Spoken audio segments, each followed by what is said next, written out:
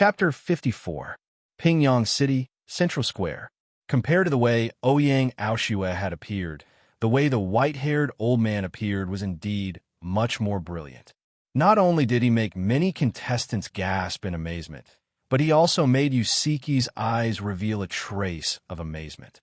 However, Yu Haoran's eyes flashed with a trace of disdain. As long as one's cultivation could break through to martial grandmaster, one's soul could control origin energy and physical body could reach the level of flying. Among the sects that could come to Pingyang City to select disciples, regardless of whether it was a top sect, a first-rate sect, or a second-rate sect, the lowest cultivation level of the leader was martial grandmaster.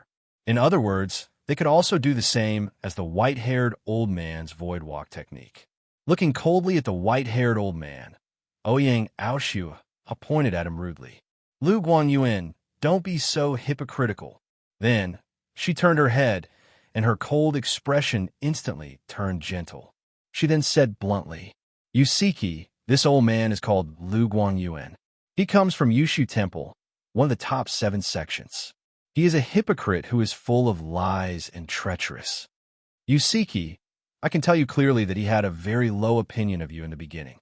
He said that even if you could become a disciple of Yushu Temple, you would at most be an ordinary disciple who would enjoy the treatment of an intersect disciple. Now, after seeing your purple glow and having the potential of Emperor Wu, he began to warm up to you.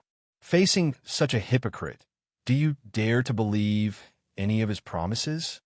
Ouyang Aoshue, could it be that your snow palace wants to go to war with our Yushu Temple?"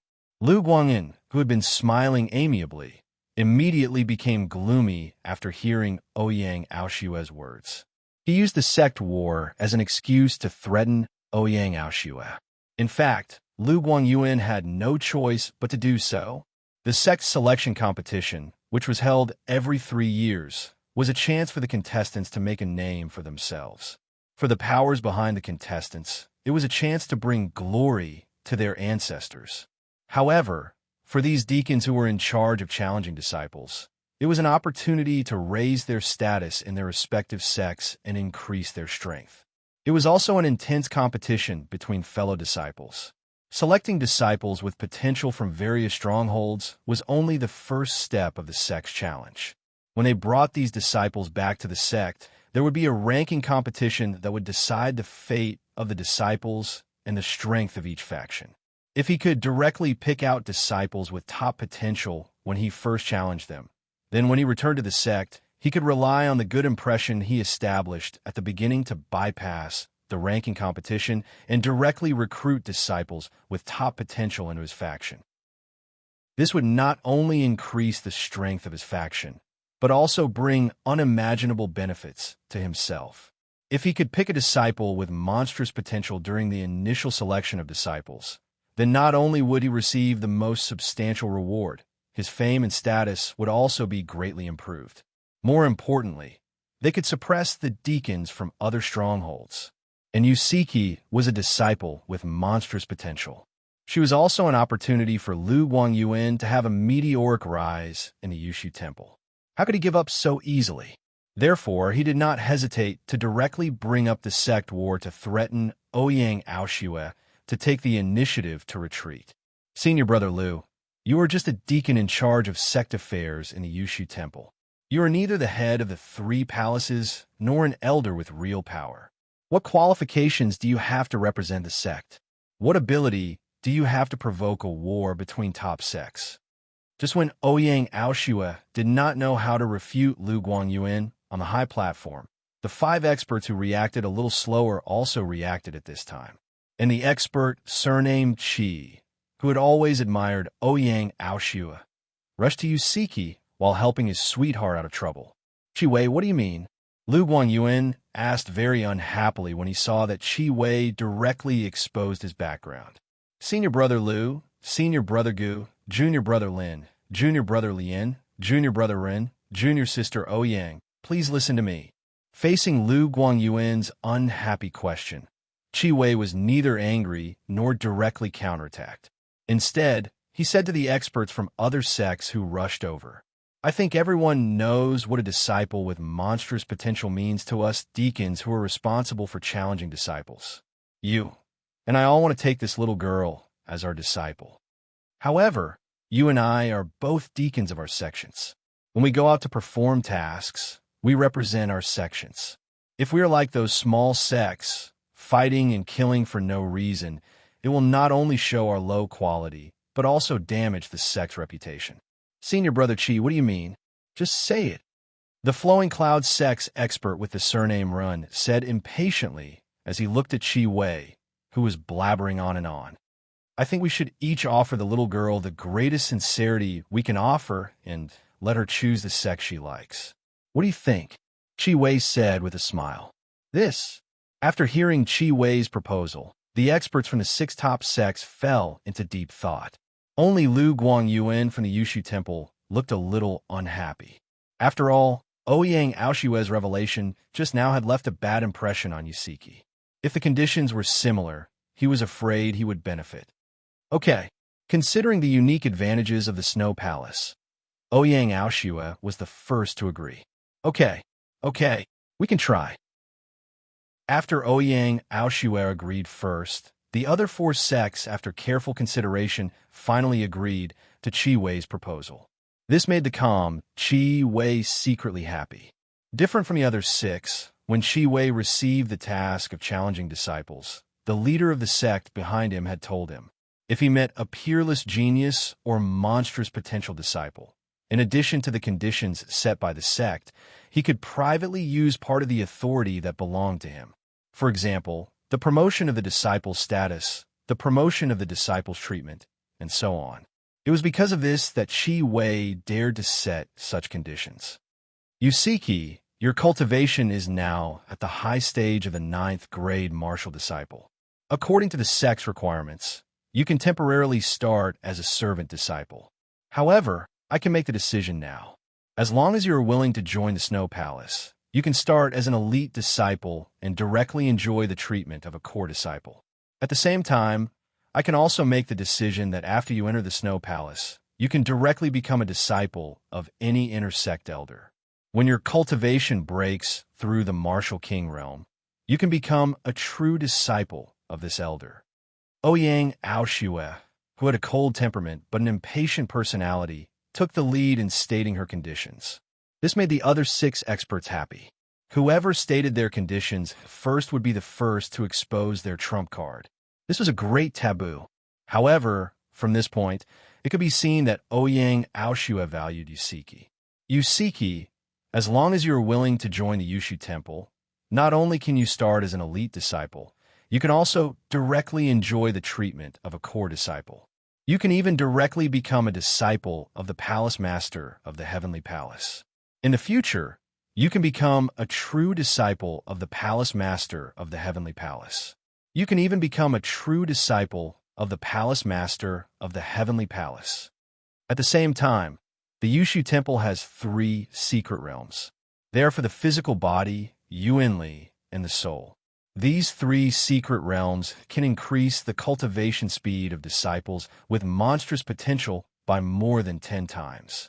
If you are willing to become a disciple of the Yushu Temple, then I can make the decision to let you use them for free without paying any price. Chapter 55. Pingyang City, Central Square. The 7 top sects of the Tianxian continent were the Yushu Temple, the Ice Snow Palace, the Weapon Refining Sect, the Flowing Cloud Sect, the Xiandao School, the Lingxiao Pavilion, and the Sky Martial Sect.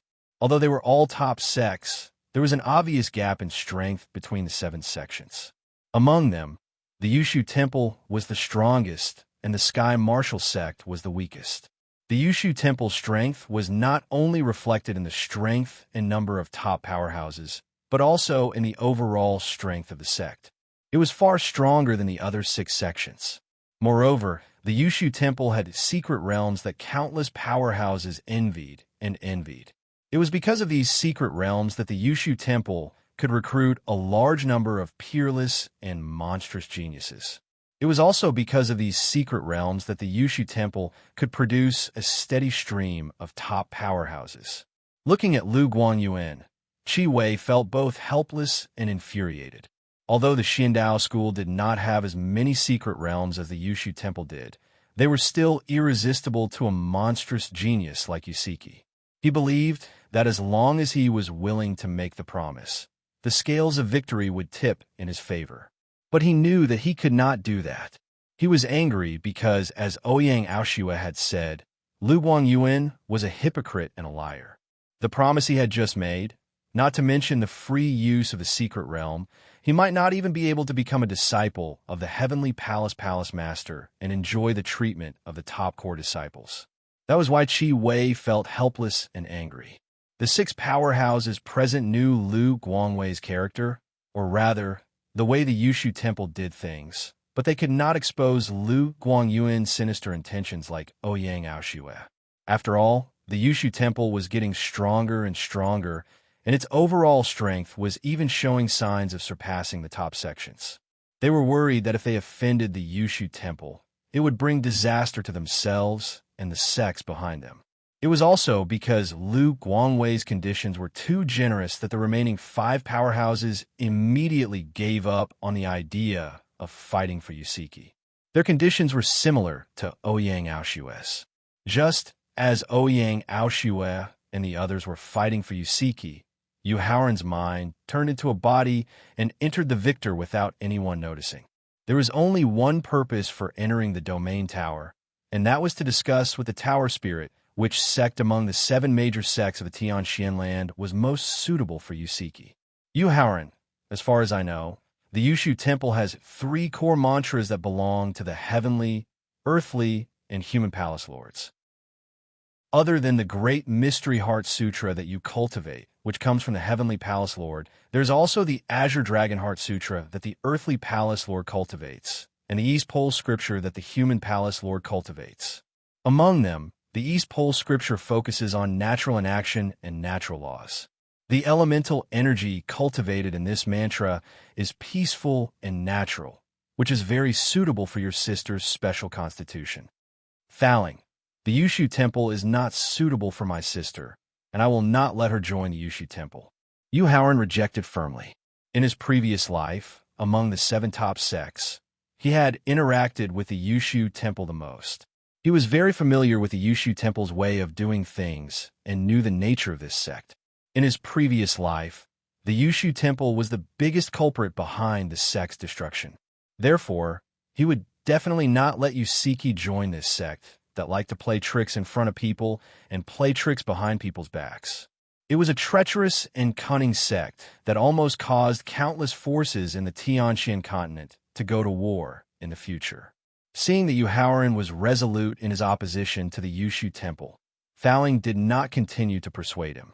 This was because he himself did not have any good feelings towards the Yushu Temple. Moreover, although the explosion in the demon god's ancient tomb was caused by the artifacts with weapon spirits, the fuse that caused the explosion in the end came from the reclusive Emperor Wu of the Yushu Temple. However, the Yushu Temple's overall strength and the Yushu Temple's mantra were indeed very suitable for Yusiki. Otherwise, he would not have suggested joining the Yushu Temple. Yu Haoran, since you are not willing to let your sister join the Yushu Temple, why don't you let her join the Snow Palace? Fouling, in my previous life, I knew very little about the Snow Palace. I wonder how much you know about it. Yu Haoran asked. The Snow Palace was located in the forbidden land of ice and snow in the northern part of the Tianxian continent. In the forbidden land of ice and snow, not only was the temperature extremely high, warriors below the martial ancestor realm would be frozen into popsicles in less than noon, even if they stayed at the edge of the forbidden land. In his previous life, when he was a 3rd-grade martial emperor, he had risked entering the forbidden land of ice and snow for a 1,000-year ice lotus. However, he had only ventured 1,000 miles before he was forced back by the cold air. Therefore, he did not even know the exact location of the Snow Palace, let alone know what kind of understanding it was. The Snow Palace is a very special sect. Fouling sighed at the mention of the Snow Palace, then explained. The Snow Palace is located in the core area of the forbidden land of ice and snow. There is a strange phenomenon of ice and fire. Half of the area is in the cold winter season, while the other half is in the hot summer season. However, both of these temperatures are within the range that ordinary people can endure. The temperature in the core area of the forbidden land of ice and snow was actually suitable for ordinary people to live in.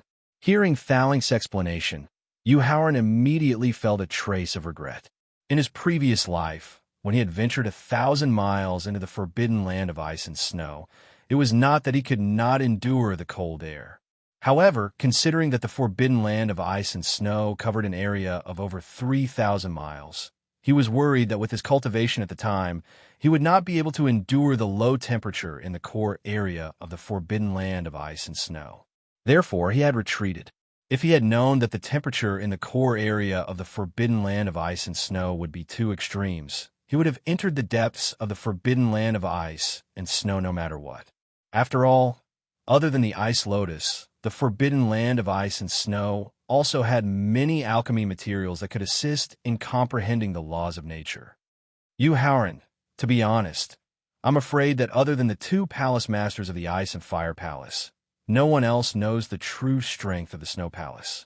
Because according to what I know from the demon god's ancient tomb, over 10,000 years ago, the 76th Palace Master of the Snow Palace had a very high possibility of breaking through to the level of Emperor Wu and becoming an immortal martial god. Impossible. Yuhauran directly refuted the information that Thaling had just revealed. Although his cultivation in his previous life was not high, his profound cultivation in alchemy and his willingness to risk his life allowed him to enter many unknown ruins and understand many secrets that even peak martial saint experts did not know.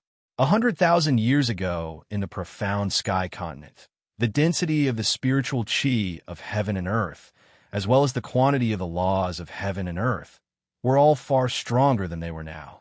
At that time, although it was very difficult to break through to the martial god realm, every few thousand years, there would still be one or two experts from the top sects who would be able to break through to the martial god realm.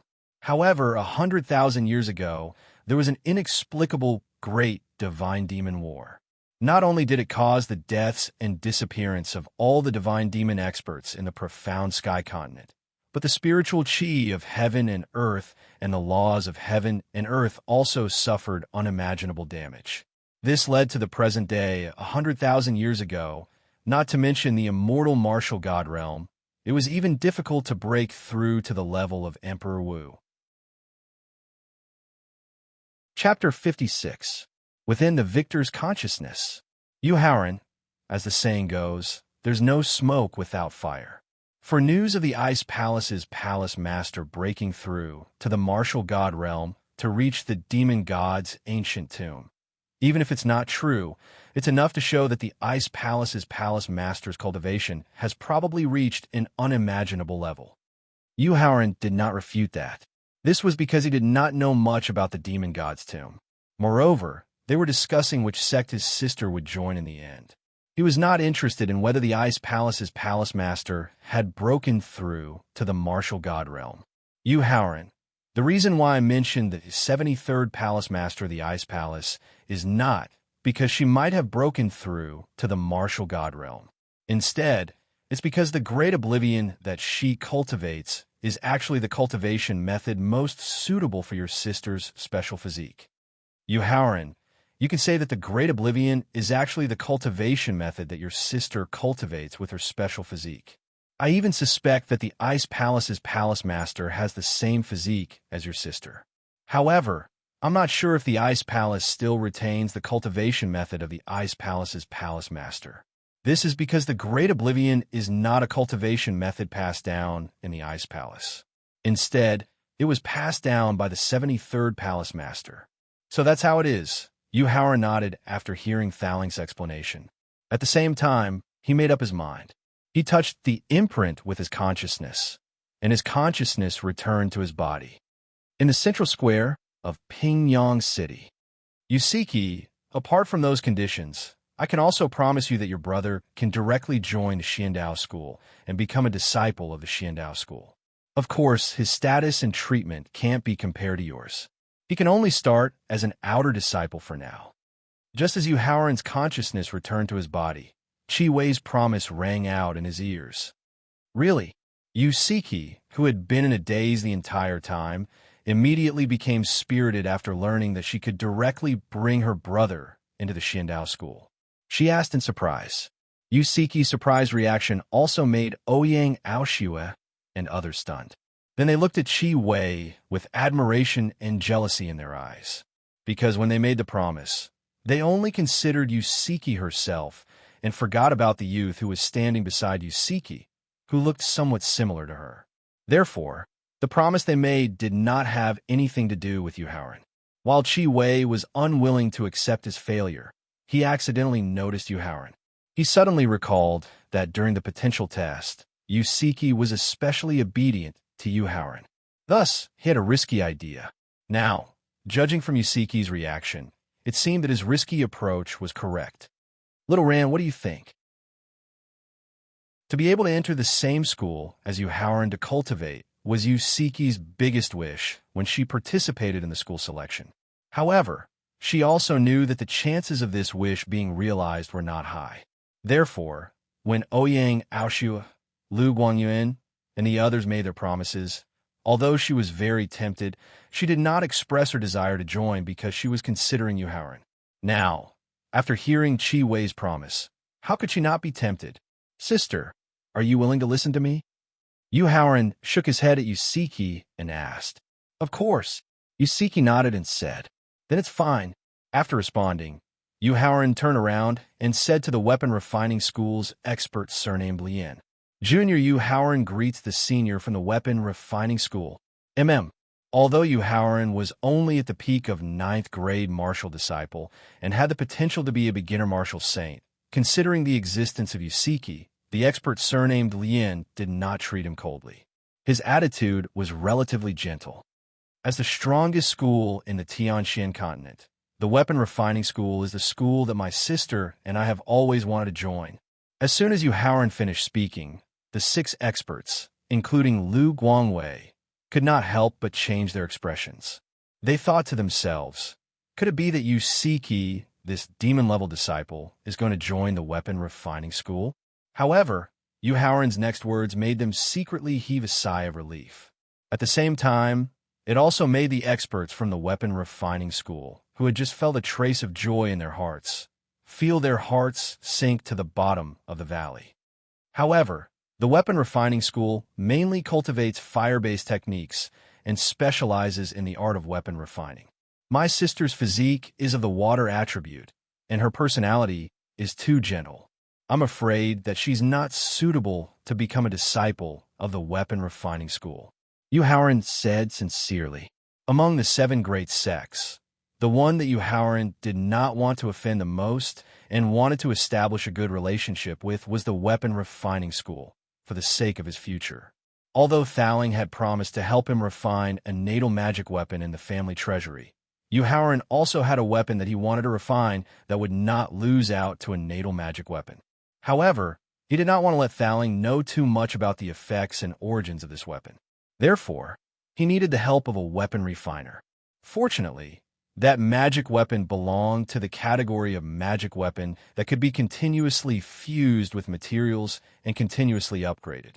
The requirements for the weapon's blank in the early stages were not too high. With the standard of the weapon refining school, it was completely possible to refine it. What a pity! The expert from the weapon refining school shook his head and sighed. Although he was a little disappointed, he was not angry. This was because Yuhaoran was right. Yusiki's physique was of the water attribute, and her personality was too gentle.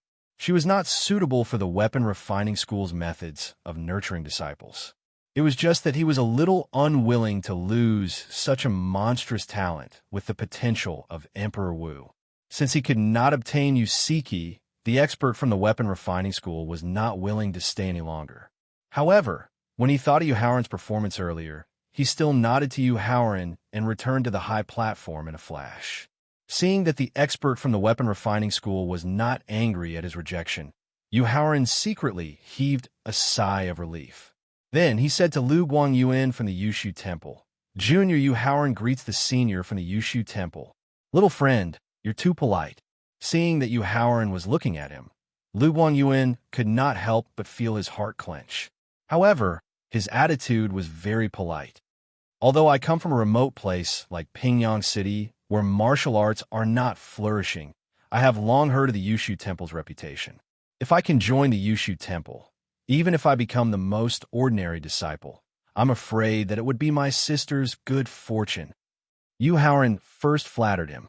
To be honest, based on the hatred between him and the Yushu Temple in his previous life, he could not wait to take a knife and chop Lu Guangyuan to pieces. However, it was precisely because of the hatred between him and the Yushu Temple that he understood the ins and outs of the Yushu Temple very well. All the major forces in the Tianxian continent believed that although the Yushu Temple was the leader of the 7 great sects, the difference in strength between it and the other 6 great sects was not obvious.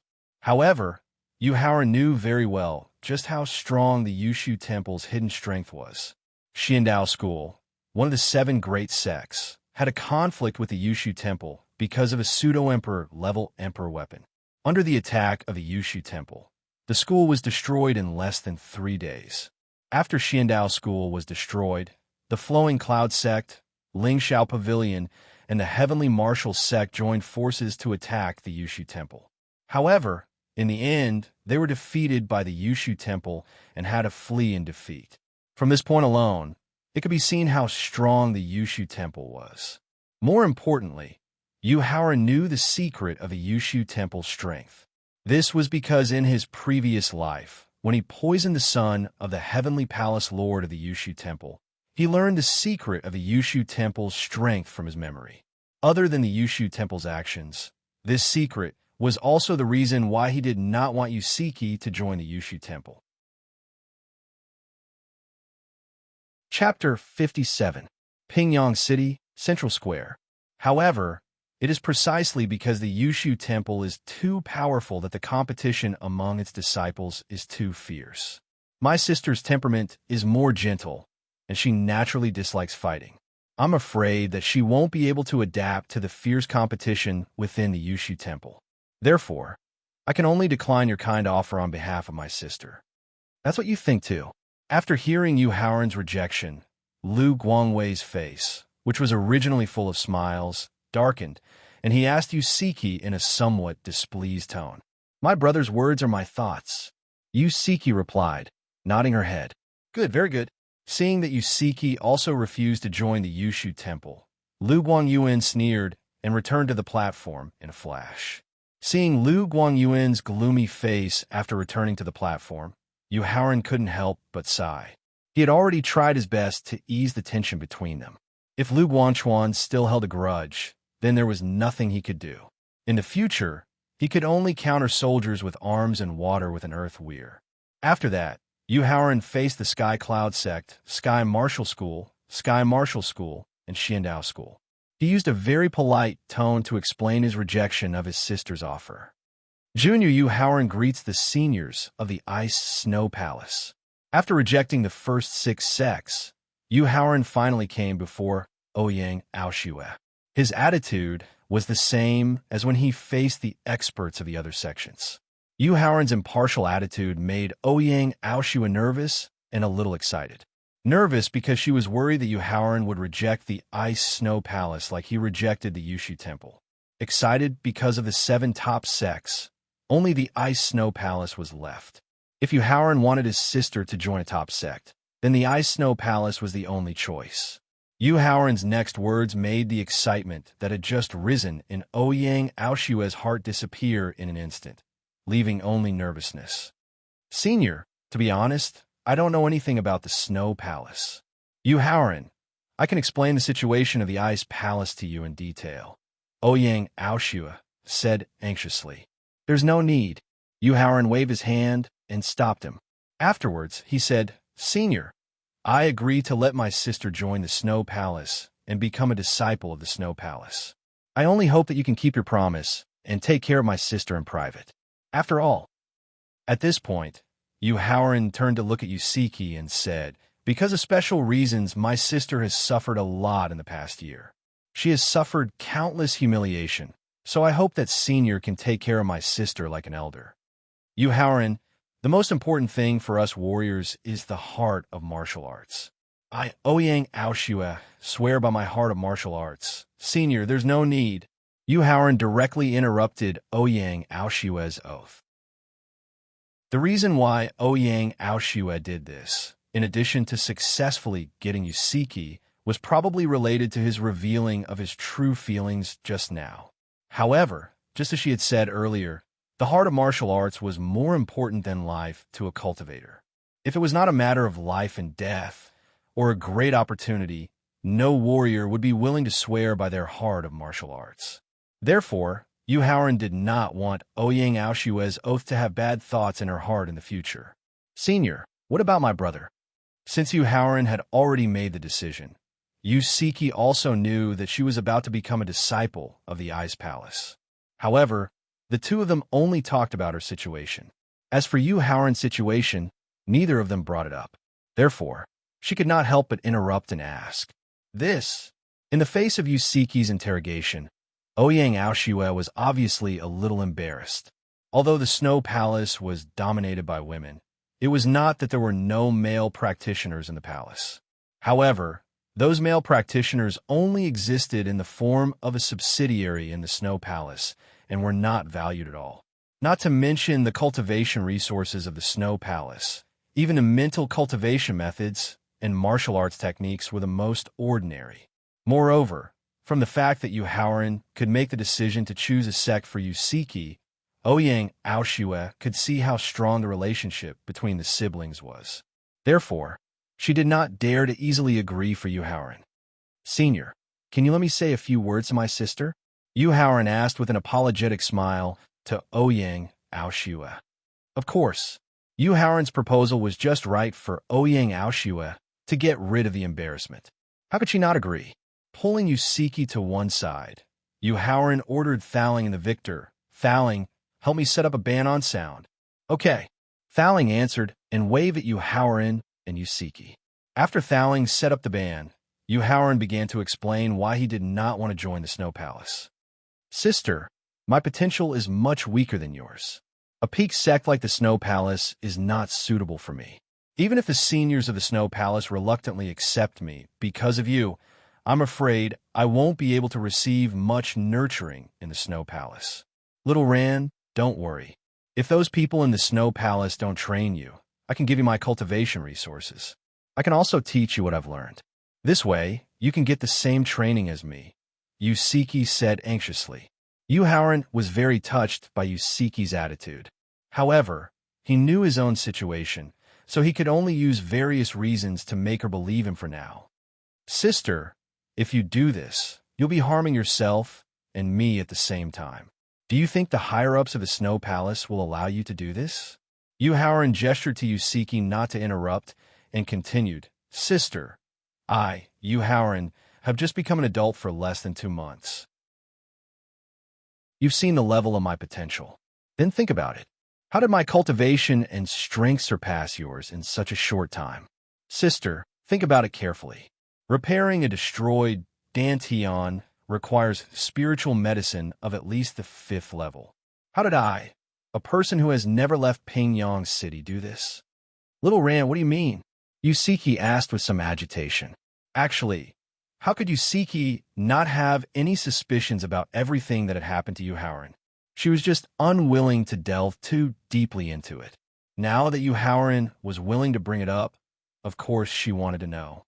Unfortunately, the secret of rebirth and Thaling was of great importance. How could he possibly tell Yusiki? Therefore, he could only keep it a secret and say, Sister, everything that has happened to me is because I received a great opportunity. This opportunity is too heaven-defying. I can't let anyone know about it. Otherwise, it will bring me a fatal disaster. Therefore, I won't join even 15 first-rate sects, let alone 7 top-notch sections. Sister, next, I'll choose a second-rate sect to become my future cultivation sect. Apart from not wanting to reveal the secret of his rebirth and realm spirit, Yu Haoran had also concealed the real reason why he had joined the 100 Chi Gate in advance. This concerned Yu Haoran's life and death. Even if she didn't want to be separated from him, Yusiki knew that a temporary separation would be beneficial to both of them. Therefore, she could only nod reluctantly and agree with Yu Haoran's choice. "Sister, don't worry," Yu Haoran said with a smile as he reached out to hold Yusiki's hand. Chapter 58. Pingyang City, Central Square. Seeing that Yu Haoran was already taller than her, and seeing the calmness on his young face, Yusiki finally figured it out. Even if they didn't separate now, when Yu Haoran was a little older, he would definitely find his sweetheart. As his sister, how could she stay with him for the rest of her life? However, after hearing Yu Haoran's demonstration, thinking of her recent increase in cultivation speed and the importance that the 7 top sects placed on her, she retorted unwillingly, "Little Ran, can't you see how strong your sister's potential is? If you want to pull me by a large margin, I'm afraid it won't be that easy. In the Hidden Dragon War 2 years later, we will see who will win and who will lose." After saying something that made Yusiki feel strange, Yu Haoran raised his head and looked at Yusiki. Then, with a very serious expression, he said to Yusiki, "Sister, with your talent and potential, as well as your cultivation speed, you will definitely be heavily nurtured by the upper echelons of the Snow Palace. At the same time, you will also have a lot of freedom in the Snow Palace.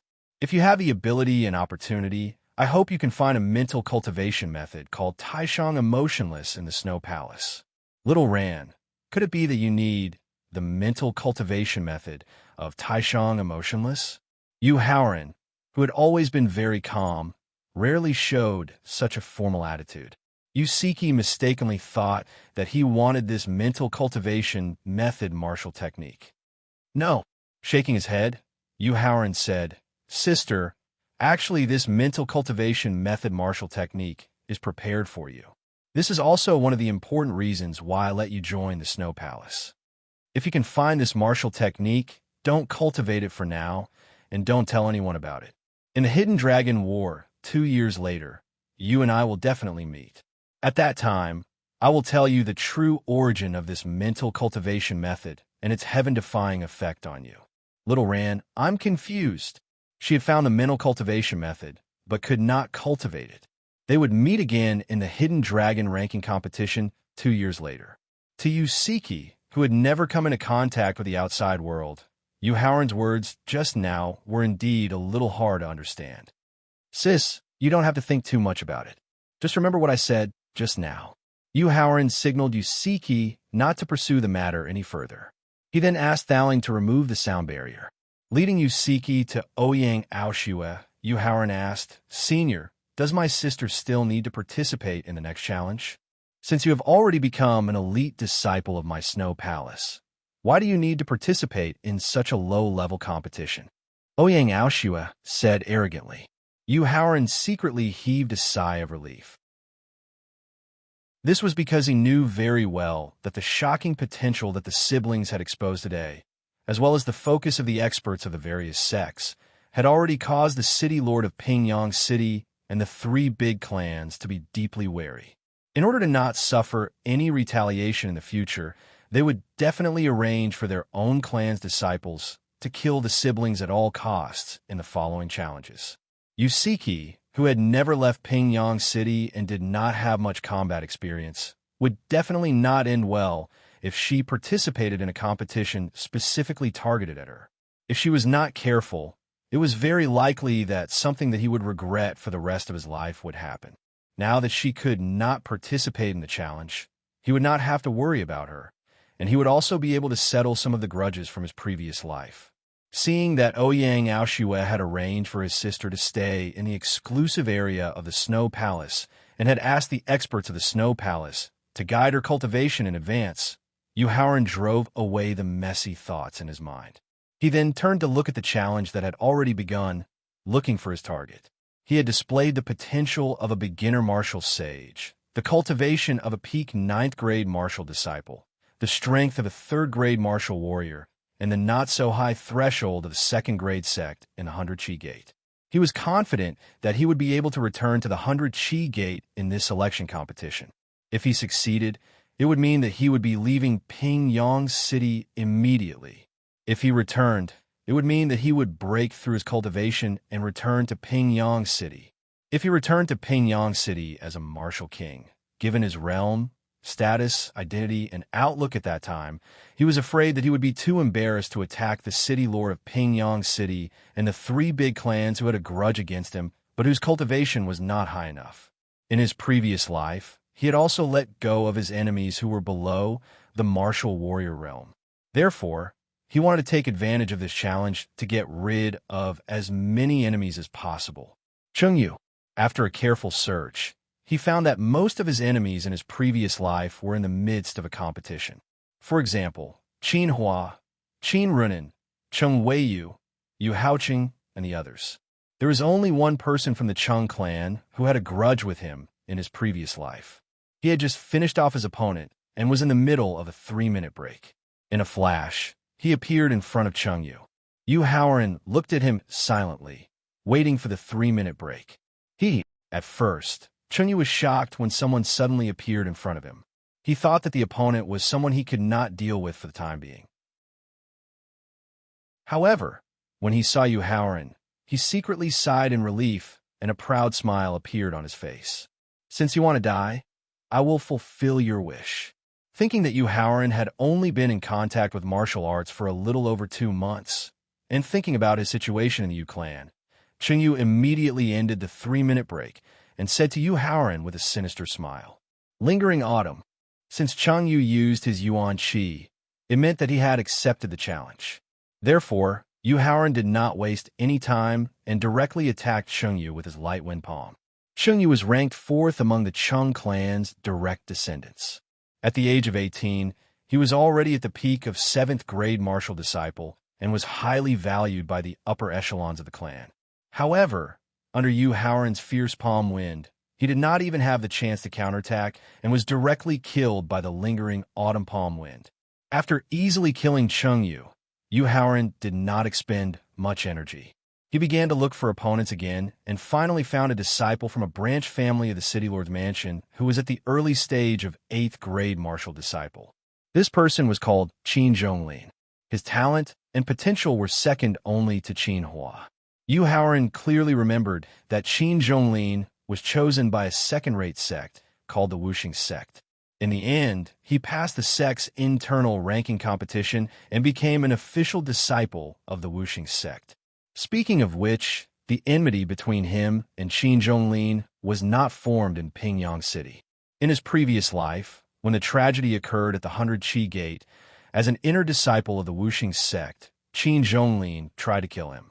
Although he managed to kill the other party in the end, because of the other party's obstruction, he missed the best opportunity to escape the sect.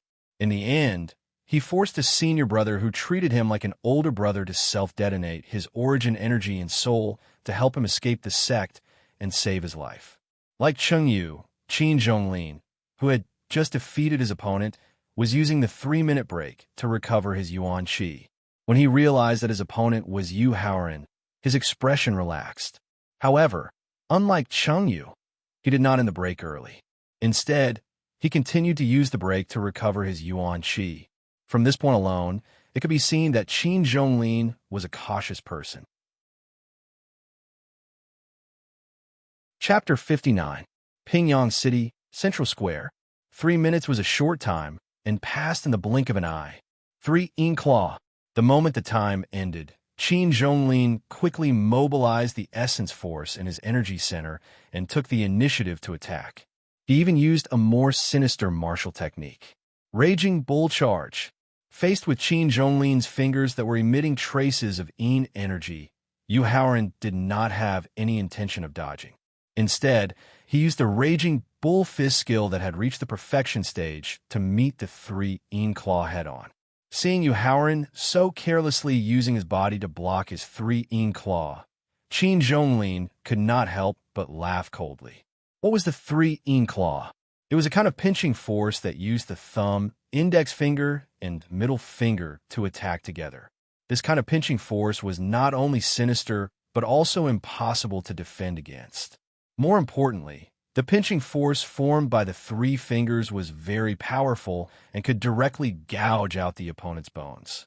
However, Thinking that Yu Haoran dared to use his body to block, the cautious Qin Zhonglin secretly increased his essence force to prevent any accidents. But when his fingers came into contact with Yu Haoran, he was shocked to find that Yu Haoran's body was actually tougher than steel. Faced with a body that was as tough as steel, not to mention attacking the vital parts, even his 3 fingers were broken the moment they came into contact with Yu Haoran's body. As the saying goes, the 10 fingers are connected to the heart. The pain of having 3 fingers broken in an instant caused Qin Zhonglin to cry out in pain. And Yu Haoran, who had broken 3 fingers, did not stop his raging bull charge attack. Relying on his strong body, he directly crashed into Qin Zhonglin's body. Bang! Qin Zhonglin, who was hit by the raging bull charge, was like a stone that was thrown out. He was directly sent flying into the air and then fell heavily onto the ground. Yu Haoran knew that his previous collision had already caused irreparable damage to Qin Zhonglin's internal organs.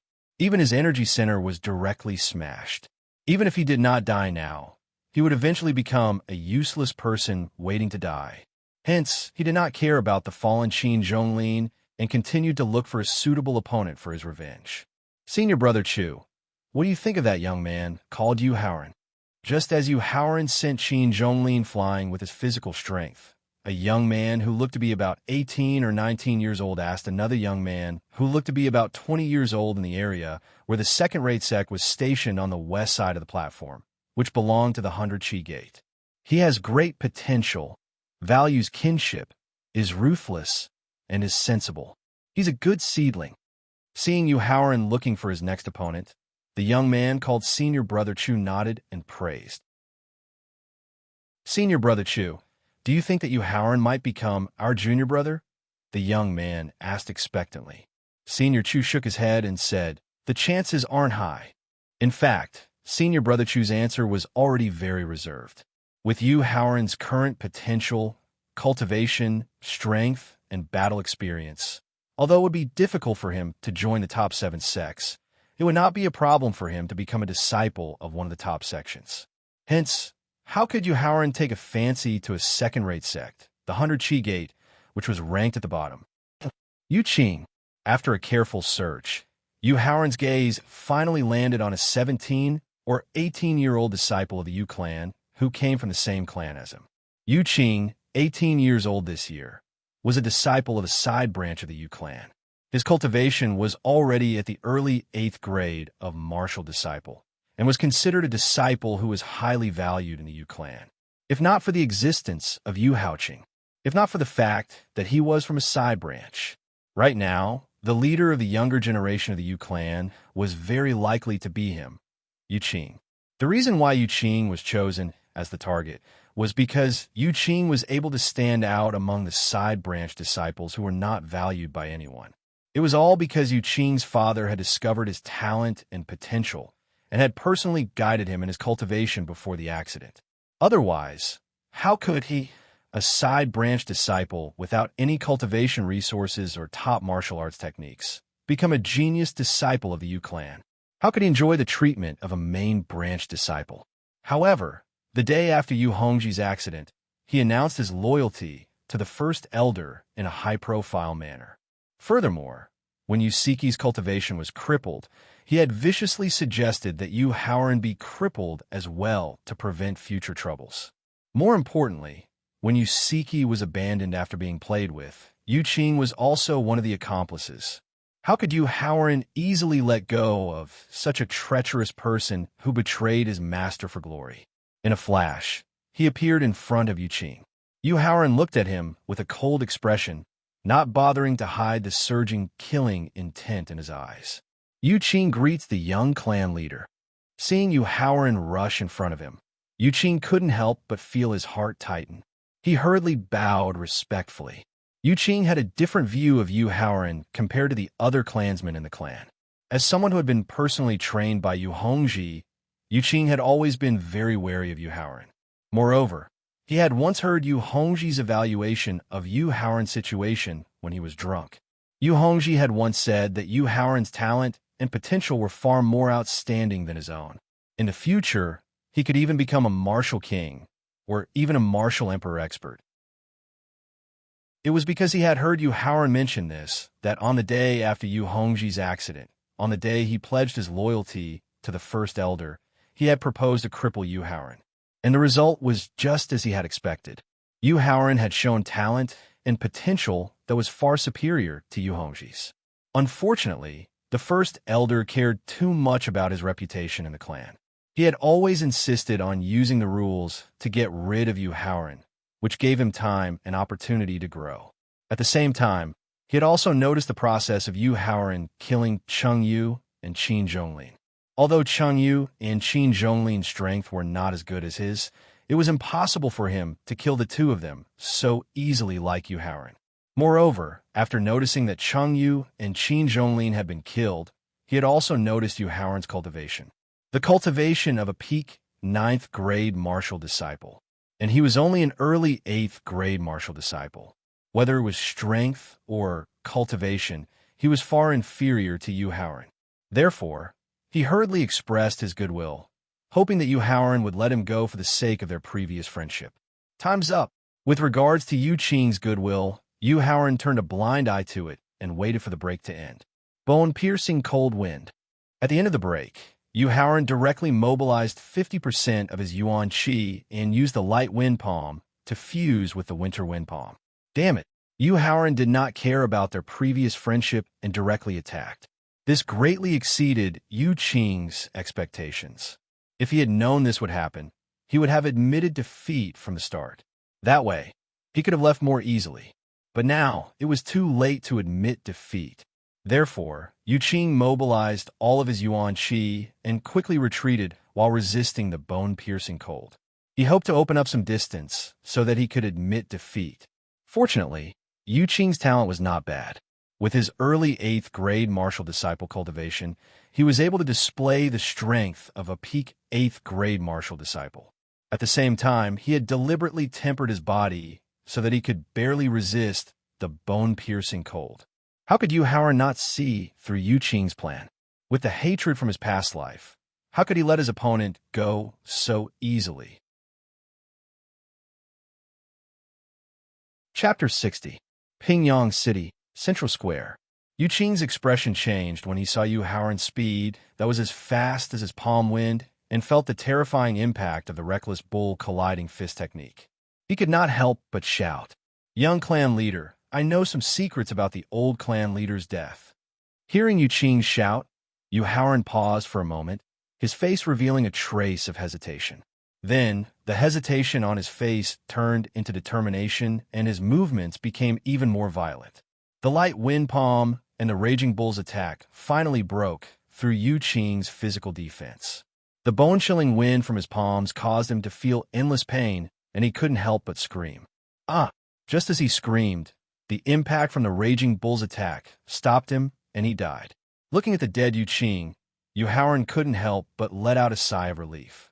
In truth, when Yu Haoran heard Yu Qing shout that he knew the secret of his father's death, it wasn't that he wasn't moved. However, when he thought of the cautious First Elder, how could he let Yu Qing know such an important secret? Thus, he guessed that Yu Qing didn't know the secret of his father's death and was only using this plan to exchange for his life. After thinking through all this, he felt his body become lighter. The feeling of breaking free from the shackles of fate suddenly surged into his heart.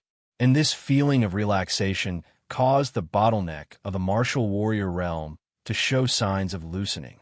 Although Yu Haoran knew that with the experience of his previous life and the loosening of the bottleneck, it wouldn't be difficult for him to break through to the martial warrior realm, he took a deep breath and forcefully suppressed the urge to break through. Firstly, the current environment was not suitable for breaking through to the martial warrior realm. Secondly, the sect selection was only the first round of the sect's disciple recruitment. After that, the sect would prepare for the ranking competition. The ranking competition was the key to determining whether or not a participant could become a sect disciple. The final results and performance of the ranking competition would determine your position in the sect and the level of treatment you would receive. Thus, he planned to participate in the ranking competition with the cultivation of a peak 9th grade martial disciple. He wanted to use this to show off his great potential and his ability to challenge those of a higher level. Only in this way would he have enough ability to decide who he could become a disciple of and finally fulfill his wish. After slowly spitting out a mouthful of foul air, Yu Haoran calmed the roiling origin energy within his dantian. Then he started to search for his next target. He had spent a lot of time talking to Yu Siki and killing Chengyu, Qin Zhonglin, and Yu Qing. At this time, more than half of the challenge had been completed. There were more than 600 contestants. Excluding those who had admitted defeat and those who had died from serious injuries, there were less than 200 contestants left. There wasn't much difference in strength between the 200 contestants, so the challenge matches weren't as crazy as they were at the beginning. Every challenge required one to give their all. Every contestant would carefully choose their opponents. Yu Haoran couldn't help but frown as he looked at the less than 200 contestants in the arena. Based on his experience in the challenge competition in his previous life, when there were only 100 contestants left, the experts of the sect would call a halt to the competition. Then, the remaining 100 contestants would challenge each other individually. In this way, the top 10 contestants would be determined. The contestants who could last until the end were either direct descendants from different cities in the Emperor Qin's empire or genius disciples from powerful clans. These contestants couldn't be injured or killed easily. Otherwise, the combined strength of these forces would be a headache for the top sections. According to the time and number of contestants, there was only one chance left for him to take revenge openly. Therefore, Yu Haoran was seriously considering who to give the last spot to. Yu Haoqing, although he had passed the first round of preliminaries and was chosen by a first-rate sect, he was defeated in the sect's internal ranking competition and was eventually sent back to Pingyang City. Qinhua, his outstanding talent and outstanding performance in the challenge competition had led to him being chosen by Battle Sect, one of the top sects in the first-rate sect. He had successfully passed the sect's ranking competition and became a disciple of Battle Sect. Wu Zhenghao, as the #1 genius of the Wu clan, his performance in the preliminaries and ranking competition was not bad. In the end, he stayed in a second-rate sect called Yuan sect and became an ordinary disciple among thousands of disciples in Yuan sect. Yu Sheng, the only grandson of the second elder of the Yu clan, was a disciple with good talent and perseverance. Not only did he pass the preliminaries and ranking competition, but he would also be the most successful direct descendant of the Yu clan in the future besides himself. After careful selection, Yu Haoran finally decided to give the last spot to Yu Haoqing, who could defeat his opponent openly. Getting rid of Yu Haoqing in advance was not only because of the hatred between them in his previous life, but also because in the next few years of his life in the sect, he could occasionally meet his enemies in his previous life and have the opportunity to take revenge at any time. However, Yu Haoqing, who was sent back to Pingyang City, would probably have to wait until his cultivation improved greatly and he could return to Pingyang City. In his previous life, he had done the same. However, in this life, he was not prepared to do so. He also did not want Yu Haoqing, who had not achieved much in his life, to become his inner demon in the next few years of his cultivation. After choosing his target, Yu Haoran did not hesitate and ran directly toward Yu Haoqing. Originally, he could have had the opportunity to do something good with Yu Siki, but Yu Haoran had destroyed it. Yu Haoqing had long developed an uncontrollable killing intent toward Yu Haoran in his heart. If it weren't for his grandfather and father's repeated reminders that he should find a chance to get rid of Yu Haoran after he was sure that he could pass the preliminaries, he would have gone to look for Yu Haoran right from the start of the Challenger League.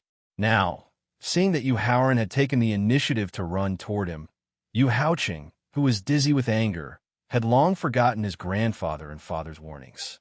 He directly released the long-suppressed killing intent in his heart and took the initiative to meet Yu Haoran. Not good. After seeing Yu Haoran and Yu Haoqing's actions, the first elder's face, which was originally very gloomy, instantly turned pale. As a martial master expert, how could the first elder not see Yu Haoran's current state? Moreover, Yu Haoran was able to survive the sneak attack of the 4 assassins that he had carefully arranged. This was enough to show that his strength was not to be underestimated. With the cultivation of a peak 9th grade martial disciple, he had at least the strength of a 1st grade martial warrior. Otherwise, he would definitely not be a match for the 3rd and 4th assassins. Although Yu Haoqing's cultivation had reached the peak of the 9th grade martial disciple, that was with the help of his own pills and spirit stones, as well as more than 10 precious medicinal herbs. Not to mention that Yu Haoqing could not display the strength of a peak 9th grade martial disciple. Even if he could display the strength of a peak 9th grade martial disciple, how could he be a match for a monster like Yu Haoran? Seeing that the two were about to fight, the first elder stood up abruptly, intending to save his only grandson. However, as the organizer of the sex selection, the city lord of Pingyang City stood in front of the first elder, indicating that he could not break the rules of the selection. Chapter 61. Pingyang City, Central Square. When the distance between the two sides was less than 2 meters, Yu Haoran and Yu Haoqing stopped at the same time and stared at each other with a strong, murderous aura. Perhaps because the murderous aura from the two was too strong, it not only made the contestants around feel a chill, but also subconsciously kept a distance. At the same time, it also attracted the attention of the experts from the other sections. Senior, that person is called Yu Haoqing. He has an unforgettable blood feud with me and my brother. When the two of us fight, it will be either you die or I die. I hope that Senior can help my brother when he is in danger.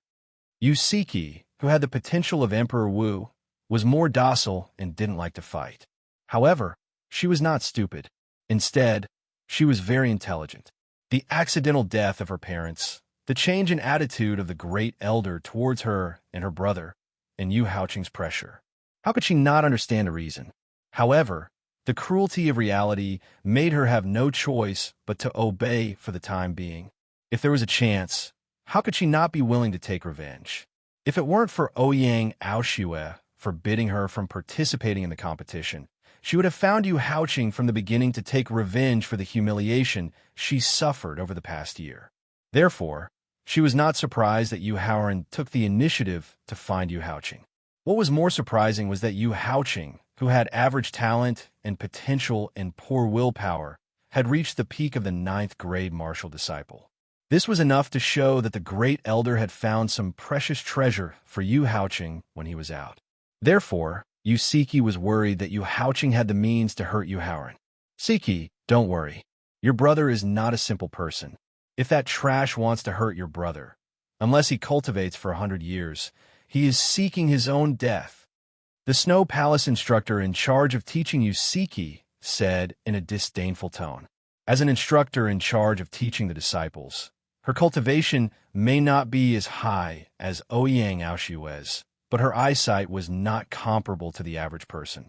Although Yu Haoqing's cultivation was also at the peak of the 9th grade of martial disciple, the elemental energy in his dantian was chaotic, his foundation was unstable, and his body was weak and powerless. It was enough to show that he was a hedonistic young master with an empty realm and no matching strength.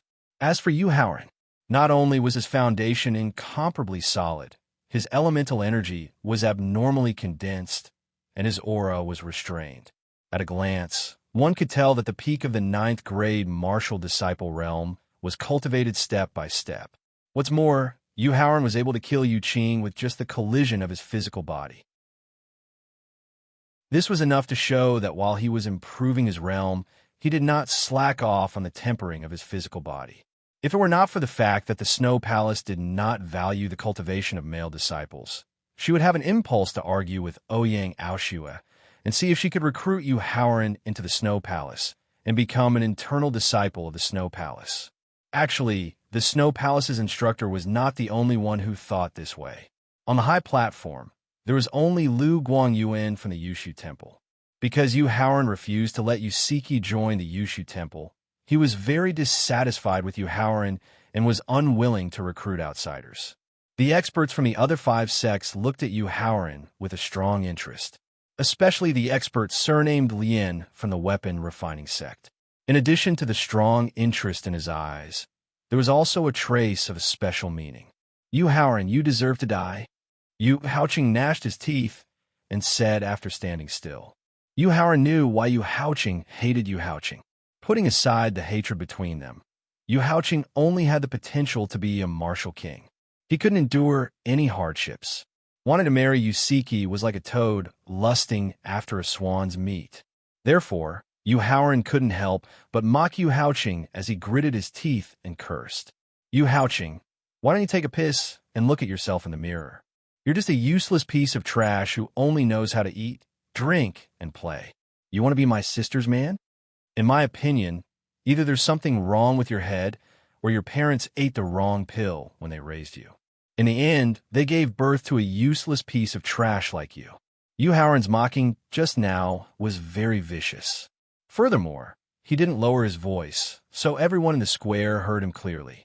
When the crowd, who had nothing to do with the matter, heard this, they immediately found it very funny. Some people who didn't know the Yu family, or perhaps didn't fear them, couldn't help but laugh out loud. The 7 experts on the high platform also couldn't help but shake their heads and laugh softly. However, as Yu Houching's biological father, his grandfather, the first elder, and Yu Hongyang directly stood up and looked at Yu Howren with murderous intent. If it weren't for the sect experts in the square, and if it weren't for the sect selection, Yu Hongyang would have rushed up and cut Yu Howren into 8 pieces to vent his anger from the humiliation just now. Yu Houching never would have thought that the usually taciturn Yu Howren would speak so viciously. This made Yu Houching even angrier, and at the same time, he directly chose to attack. Sad. From the beginning, Yu Houching used the Yu family's most precious and highest grade martial art, the 7 Wounds Fist, which only the patriarch could cultivate. First Elder, what is the meaning of this? Seeing Yu Houching use the 7 Wounds Fist, the 9th Elder's face darkened as he questioned. One had to know that in the Yu family, only the current patriarch or the designated successor had the qualifications to cultivate the 9th grade Greenwood Heart technique and the 7th grade 7 Wounds Fist. By doing so, not only would the patriarch have extraordinary strength, but it would also prevent the heart technique and martial arts from being passed down. But what the 9th Elder didn't expect was that the first Elder would actually teach the 7 Wounds Fist to Yu Houching. His goal couldn't be more obvious. Not only did he want to push Yu Hongyang to the position of patriarch, he even wanted to choose the next patriarch. How could the 9th Elder and the other elders behind him accept this? Ignoring the 9th Elder's question, the first Elder stared at the arena and secretly mobilized all of his Yuan energy, ready to attack at any time. Yu Howren didn't expect Yu Houching to use the 7 Wounds Fist that only the patriarch could cultivate. He sneered disdainfully and used the 7 Wounds Fist as well. Sap, using the same 7 Wounds Fist, no matter if it was the speed of the fist, the power of the fist, or the side effects of the 7 Wounds Fist, Yu Houching's 7 Wounds Fist was on a completely different level compared to Yu Howren's. That young man's potential might be average, but his understanding of martial arts, his reaction during battle, and his methods of dealing with enemies are already on par with a peerless genius. He might even be comparable to a monstrous genius. After seeing the difference between Yu Howren and Yu Houching using the same fist technique, the Sky Martial Sect's master surnamed Zhao couldn't help but praise. That's right. Chi Wei from the Xindao school nodded and agreed. If we can provide him with some elixirs to increase his potential, his future achievements won't necessarily be worse than his sister's. I admit that Yu Howren's perception might be good, but to surpass his sister, Yusiki, I'm afraid it'll be very difficult. However, Ouyang Aoshue from the Snow Palace didn't agree with the two's point of view. Chapter 62. Pingyang City, Central Square. It was exactly the same fist technique, but one of them used 90% of its power while the other only used 20% of its power. The result of the clash between the two could be imagined. Moreover, Yu Howren's strength and vision far exceeded Yu Houching's. The result of the clash was Yu Houching's scream and retreat. The Seven Wounds Fist used a unique elemental energy attack to directly damage the opponent's internal organs. The stronger the fist skill, the deeper the damage to the opponent's internal organs. In his past life, when Yu Haoran returned to the Yu clan as a peak martial ancestor, he took away the Greenwood Heart Sutra and the Seven Wounds Fist that should have belonged to him. This was one of the reasons why he didn't pay attention to the mantras and skills on the third floor of the Yu clan treasury. The Greenwood Heart Sutra's level was too low, and he only took it to remember his father. However, he had practiced the Seven Wounds Fist that could directly damage the opponent's internal organs. He had reached the realm of completion. At the same time, he felt that the power and level of the Seven Wounds Fist was not a simple 7th grade yellow class skill. It was very likely that it was like the Light Wind Palm, a skill that could be upgraded. Therefore, before the sex selection began, he used Victor's ability to accelerate time to re-practice 3 skills. One was the Light Wind Palm that focused on the 4 seasons concept. Another was the Wind Steps that specialized in speed. The last was the Seven Wounds Fist that could damage the opponent's internal organs. Furthermore, these 3 martial skills had all been restored to the mastery stage. Feeling the heart-wrenching pain from his internal organs, Yu Haoqing pointed at Yu Haoran in disbelief. He didn't know what to say. As the biggest hedonistic son of the Yu clan, Yu Haoqing spent most of his time in brothels and as personal maidservants, besides the recent period of bitter cultivation under the supervision of the Grand Elder. Therefore, he didn't know much about Yu Haoran's recent performance. At the same time, he did not notice that Yu Haoran had killed Cheng Yu, Qin Zhonglin, and Yu Qing. Otherwise, he would not have dared to provoke Yu Haoran. This was because when his cultivation had risen to the peak of the 9th grade of martial disciple, he had once fought with Yu Qing. The final result of the duel was a draw. Seeing that Yu Haoran's fist of 7 damages had only seriously injured him and did not take his life, Yu Haoran knew that among the elixirs that the Great Elder had found for him previously, one of them definitely contained a strong life force. It was also because of the pills that contained life force that he was able to preserve his life for the time being. However, his life was saved, but his internal organs that suffered heavy injuries caused him to be unable to continue utilizing origin energy. Right now, he was no different from a cripple. Yu Haoran, please show mercy. Just as Yu Haoran stepped closer to Yu Haoran, intending to send him off, the Great Elder outside the square hurriedly pleaded for mercy. Great Elder, if we exchanged identities, would you choose to show mercy? Yu Haoran paused for a moment, then turned his head to look at the Great Elder and asked. This, facing Yu Haoran's question, the Great Elder did not know how to answer. If he had suffered everything that Yu Haoran had experienced, then when facing the culprit, he was afraid that he would be even more vicious than Yu Haoran. However, if it was just an if, the two of them could not exchange identities, so the Great Elder still hoped to save Yu Haoran's life. After all, Yu Haoran was the next successor to the patriarch that he had carefully cultivated. He was the means that he could always control the Yu clan, so he could not lose him. Yu Haoran, no matter what request you make, I, Yu Hongzhang, will do my best to fulfill it. Facing the Great Elder's promise, Yu Haoran looked up to the sky and laughed wildly. Die. The moment Yu Haoran's wild laughter ended, Yu Haoran used his great success stage gale steps to instantly appear in front of Yu Haoqing. A heavy punch directly landed on Yu Haoqing's head, thoroughly ending his life. Yu Haoran, little bastard, seeing Yu Haoran's head explode into a blood clot, the Great Elder and Yu Honyang looked at Yu Haoran with bloodshot eyes. If City Lord Qin and the 9th Elder had not stopped them in time, the two of them would have rushed into the square and personally cut Yu Haoran into 8 pieces.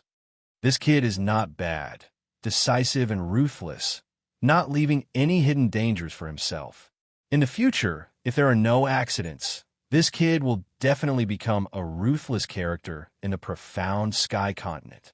Seeing Yu Haoran face the Great Elder's promise without the slightest bit of temptation and directly kill Yu Haoran, the expert from High Heaven Pavilion could not help but nod his head in praise. At the same time, he had an impulse to recruit Yu Haoran into his sect. not caring about family, and not respecting his elders.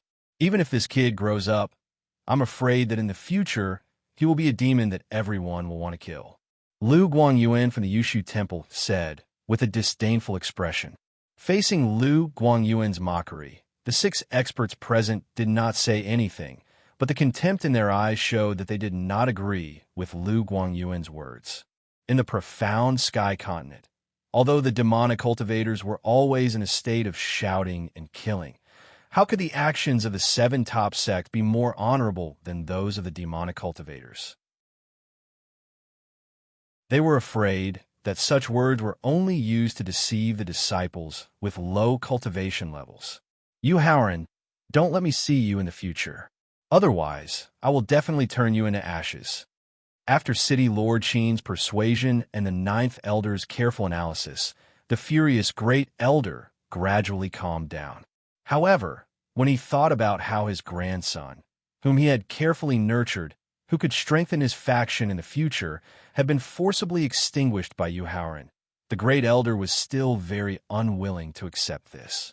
Of course, other than anger and unwillingness, he was also blaming himself.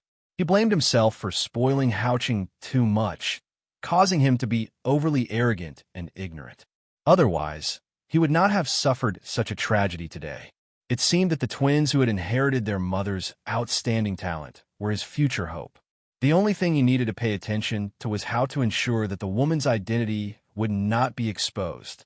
Faced with the threats of the Great Elder and Yu Hongyang, Yu Haoren did not retaliate.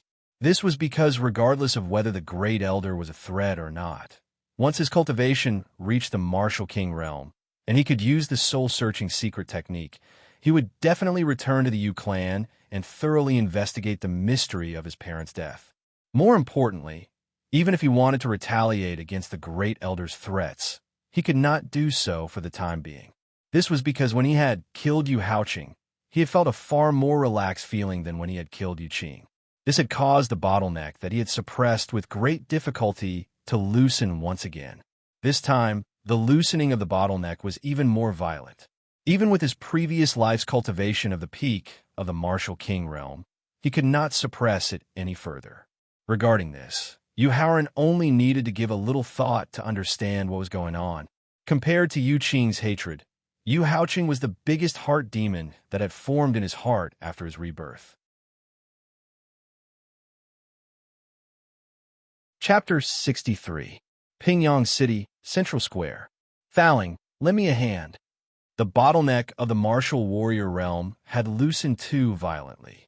His peak martial emperor state of mind was unable to suppress the huge impact of the breakthrough. Yu Haoren, who did not want to break through to the martial warrior realm before the sect ranking competition, could only seek help from Faling for the time being. Fortunately, Faling's mysterious and unfathomable methods allowed him to easily suppress the impact of the martial warrior realm. This allowed him to avoid the situation where he had no choice but to break through to the martial warrior realm due to the violent fluctuations in his state of mind.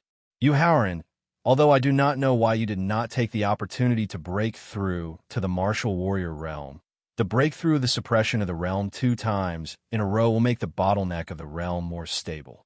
After helping Yu Haoren suppress the impact of the bottleneck of the martial warrior realm, Faling reminded him seriously, if you continue to suppress the bottleneck during the 3rd breakthrough, not only will it take months to break through to the martial warrior realm through your own efforts, the difficulty will also increase tenfold. I know, Yu Haoren replied. How could Yu Haoren not know the consequences of suppressing the bottleneck of the cultivation realm?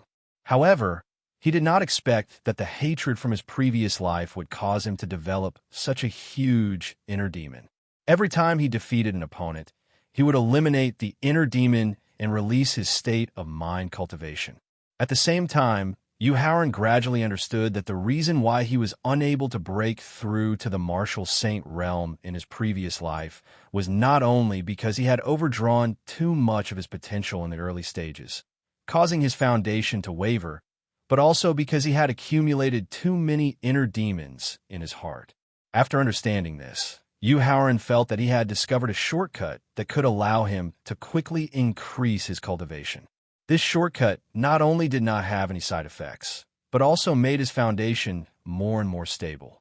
When Yu Haoran and Yu Haoqing were dueling, their killing intent was too strong. This caused all the contestants present to unconsciously choose to stop and watch the battle between the two of them. Apart from a few dark horses who had good luck, the majority of the contestants who had lasted until now were geniuses from various factions. Everyone had good eyesight. Although Yu Haoqing used pills to forcefully increase his cultivation, causing his foundation to be too exaggerated and temporarily unable to display the strength of a peak 9th grade martial disciple. But with the 7th grade yellow rank 7 injury fist, his strength was enough to reach the early 9th grade martial disciple. Such a powerful strength was actually not a match for Yu Haoran. Most of the contestants present knew that although Yu Haoran's cultivation was only at the peak of the 9th grade martial disciple, his true strength had probably already crossed the martial disciple realm. Therefore, after Yu Haoran easily killed Yu Haoran, many of the contestants present suddenly became nervous. They were afraid that Yu Haoran would choose them as his opponent. Especially Qin Hua from Pingyang City's City Lord's Mansion, Wu Clan's Wu Zhenghao, and the Chung Clan's second genius. Their faces revealed a trace of fear. After sweeping his gaze across the disciples of the 4 major factions of Pingyang City, Yu Haoran took a deep breath and then directly sat down cross-legged. He began to sort out his dantian, calming the barely stabilized Yuan Li. Seeing Yu Haoran directly sit down cross-legged, it was obvious that he was not going to participate in the next round. The remaining contestants immediately let out a sigh of relief. Immediately after, an even more intense battle began. With a strong mental state cultivation, the experience of being a peak martial king in his previous life, and the secret technique taught by Thaling, Yu Haoran's process of sorting out his Yuan Li was very smooth. At the same time, through sorting out the Yuan Li in his dantian, he unexpectedly found that the concentration of Yuan Li in his dantian had not reached its limit. There was still a lot of room for improvement, which surprised him. Although he wanted to continue absorbing the spiritual energy of heaven and earth and test the limit of his dantian's capacity, he did not do so. This was because Lu Guangyin, who was on the high platform, was a master from the Yushu Temple.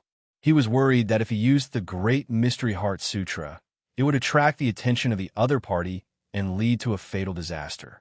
Seeing that Yu Haoran had stopped increasing the Yuan Li in his dantian, Thaling's illusory face in his sea of knowledge revealed a trace of hesitation. This was because he did not know whether he should remind Yu Haoran that the 9th grade of martial disciple was actually not the limit of the martial disciple realm. However, that realm belonged to the realm of legends. As an existence who possessed the laws of time and whose body surpassed that of an ordinary divine weapon, Thaling had never seen anyone who could break through that legendary realm. It was because of this that Thaling could not decide whether he should tell Yu Haoran that he could try to break through that legendary realm. Temporarily unable to cultivate, the Yuan Li in his dantian had already calmed down. Yu Haoran had no choice but to open his eyes and watch the other contestants' performances. After careful observation, Yu Haoran was surprised to find that among the contestants from the Dongshan County, although there were no monstrous geniuses like Yusiki who had the potential of Emperor Wu, there were several geniuses with outstanding cultivation and strength. These contestants were all around 16 or 17 years old and had the same cultivation as him, at the peak of the 9th grade of martial disciple. However, they were able to display strength close to that of a 1st grade martial warrior. Reaching the peak of the 9th grade of martial disciple at the age of 16 or 17 was enough to show that their talent for cultivation was not bad. Moreover, they were able to challenge those with higher cultivation levels. This was enough to show that their potential and battle awareness far surpassed that of ordinary martial artists. Unfortunately, due to his limited potential and cultivation in his previous life, he simply did not have the energy to pay attention to the performances of the contestants from other cities. He also did not know the fate of these contestants in the future. After noting down a few outstanding contestants, Yu Haoran's gaze turned towards Wu Xingjun. Yu Haoran remembered that during the test of potential in the beginning of the challenge competition, Wu Xingjun's performance could only be considered average. Based on his current performance, it would be very difficult for him to be chosen by the experts of the various sections. He could only live an ordinary life in Pingyang City. However, in the following ranking competition, he was attacked by his opponent and almost lost his life. After that, in his despair, his unique physique erupted, allowing him to perform even more amazingly. Furthermore, he was chosen by one of the top sects, the Iron Blood sect, and became a peerless genius of the Iron Blood sect's golden generation. At this time, Wu Xingjun's opponent was a descendant of a clan from another city. Both of them had the same cultivation level at the beginning of the 7th grade of martial disciple. The grade and power of their martial skills were about the same. Therefore, neither of them could gain the upper hand in the battle. If one wanted to win in the end, it would depend on who had accumulated more Yuan Li, whose Yuan Li was more condensed, and whose willpower was more durable. However, Yu Haoran knew that the outcome of the battle would not be decided for the time being. This was because as the geniuses with cultivation levels higher than their own defeated their opponents, when the number of remaining contestants reached exactly 100, the blue-clothed expert in charge of the challenge competition would call a halt to the competition. As expected, just as Wu Xingjun and his opponent were about to consume a large amount of Yuan Li, the blue-clothed expert who had just left the high platform appeared on the high platform. First, he bowed to the 7 people on the high platform. After receiving a nod from Lu Guangyuan from the Yushu Temple, the blue-clothed expert turned around and shouted, "Everyone stop!" Who? After hearing the blue-clothed expert's voice, Wu Xingjun and his opponent threw a heavy punch. With the help of the rebound force, they quickly retreated a few steps. While turning his head to look at the blue-clothed expert on the high platform, Wu Xingjun panted heavily. Chapter 64. On the high platform in the central square of Pingyang City. First of all, congratulations to the 100 contestants present. You have successfully passed the challenge and obtained the opportunity to select disciples in the first round. The strong man in blue said with a smile after the contestants who had yet to decide a winner stopped fighting. I passed the selection. I can become a disciple of the sect. Martial King, I, Lin Yu, am coming. Go on, Jia, just you wait. I, Go Xinghai, have successfully joined the sect and become a disciple. When I break through the martial guru realm, I will definitely kill all of you. After the blue-clothed powerhouse announced that the 100 contestants had successfully passed the challenge and obtained the opportunity to select disciples from the sect, the 100 contestants immediately became excited. A few of them who had ordinary potential and mediocre performance in the challenge and had relied on luck to persist until now couldn't help but cheer. Looking at the cheering contestants, Yu Haoran secretly shook his head. He felt a little sad for the contestants who were cheering. Stopping the challenge when there were only 100 contestants left was not only to prevent the forces behind these contestants from losing too many elite disciples, but also to give the second, third, and unrated sects a chance to recruit disciples. Everyone knew that people wanted to go up and water wanted to flow down. In the minds of these contestants, the 7 top sects and the 15 first-rate sects on the high platform were probably the sects in the eyes of the contestants. Unless they had no choice, they would only consider the second and third-rate sections. If the challenge continued, more and more contestants would be eliminated or die. By the time there were only 10 contestants left, only the 7 top sects would be able to recruit disciples. Perhaps even the first-rate sects would have nothing, not to mention the second-rate, third-rate, and even unrated sections. Therefore, the following ranking competition was to give the first, second, third, and unrated sects a chance to select disciples. Of course, the stronger the sect, the stricter the selection of disciples, and the more careful the contestants were. Therefore, the first round of disciple selection, which was also the moment the challenge competition ended, was a chance for the third-rate and unrated sects to select disciples. Some people might ask why the third-rate and unrated sects were allowed to choose disciple from the very beginning. If their targets were directly targeted at the contestants with potential and outstanding performance in the challenge matches, wouldn't the second-rate, first-rate, and top sects be at a disadvantage? In fact, the process of selecting disciples for different sects was also a test of the candidate's eyesight, knowledge, and luck. If you were moved by the conditions offered by a third-rate sect and chose to become a disciple of a third-rate sect, then you would lose the opportunity to climb to a higher level. You would lose the support of more resources, the guidance of better teachers, and the advancement of higher mental cultivation methods and martial techniques. For top sects and first-rate sects, the only thing they lacked in this world was talented disciples. Unless it was someone like Yusiki, who had the potential of Emperor Wu, who was worthy of their efforts to win over. Therefore, the 4 rounds of the qualifiers were not only for the sects to choose, but also for the contestants to choose. However, only the sects that selected disciples knew about this test. Even the powers behind the contestants were not very clear about it. Yu Haoran himself was very clear about this point. However, other than Wu Jingjun, his good friend from his previous life, the rest of the contestants were either strangers he had never met before or enemies he had a grudge against. How could he be so kind as to remind them of this? After the contestants had quieted down, the blue-clothed expert gestured to the experts of the third-rate and unrated sects on the west side of the platform.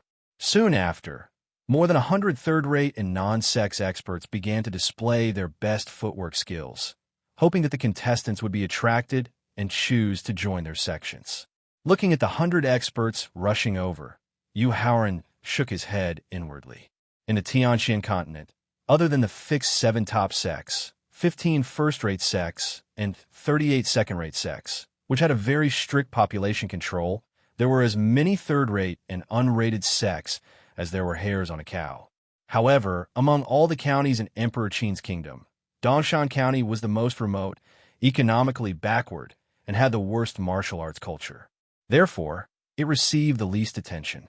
If it were not for the unwritten rule that the top sects, first-class sects, and second-class sects had to face the contestants from all regions, the top sects and first-class sects would only send out instructors in the martial grandmaster realm at most, and would not send out deacons in the martial king realm at all. As for third-rate and unrated sects, there were no such rules. They could send as many people as they wanted, as long as they had the ability to attract the contestants' attention. Compared to other prosperous counties where martial arts were flourishing and geniuses were plentiful, these third-rate and mediocre sects preferred remote counties like Eastern Mountain County the most. Only in such counties, where martial arts were not flourishing and information was scarce, could they compete with the first-rate and second-rate sects to a certain extent, and have the opportunity to obtain geniuses with the potential of martial king and above.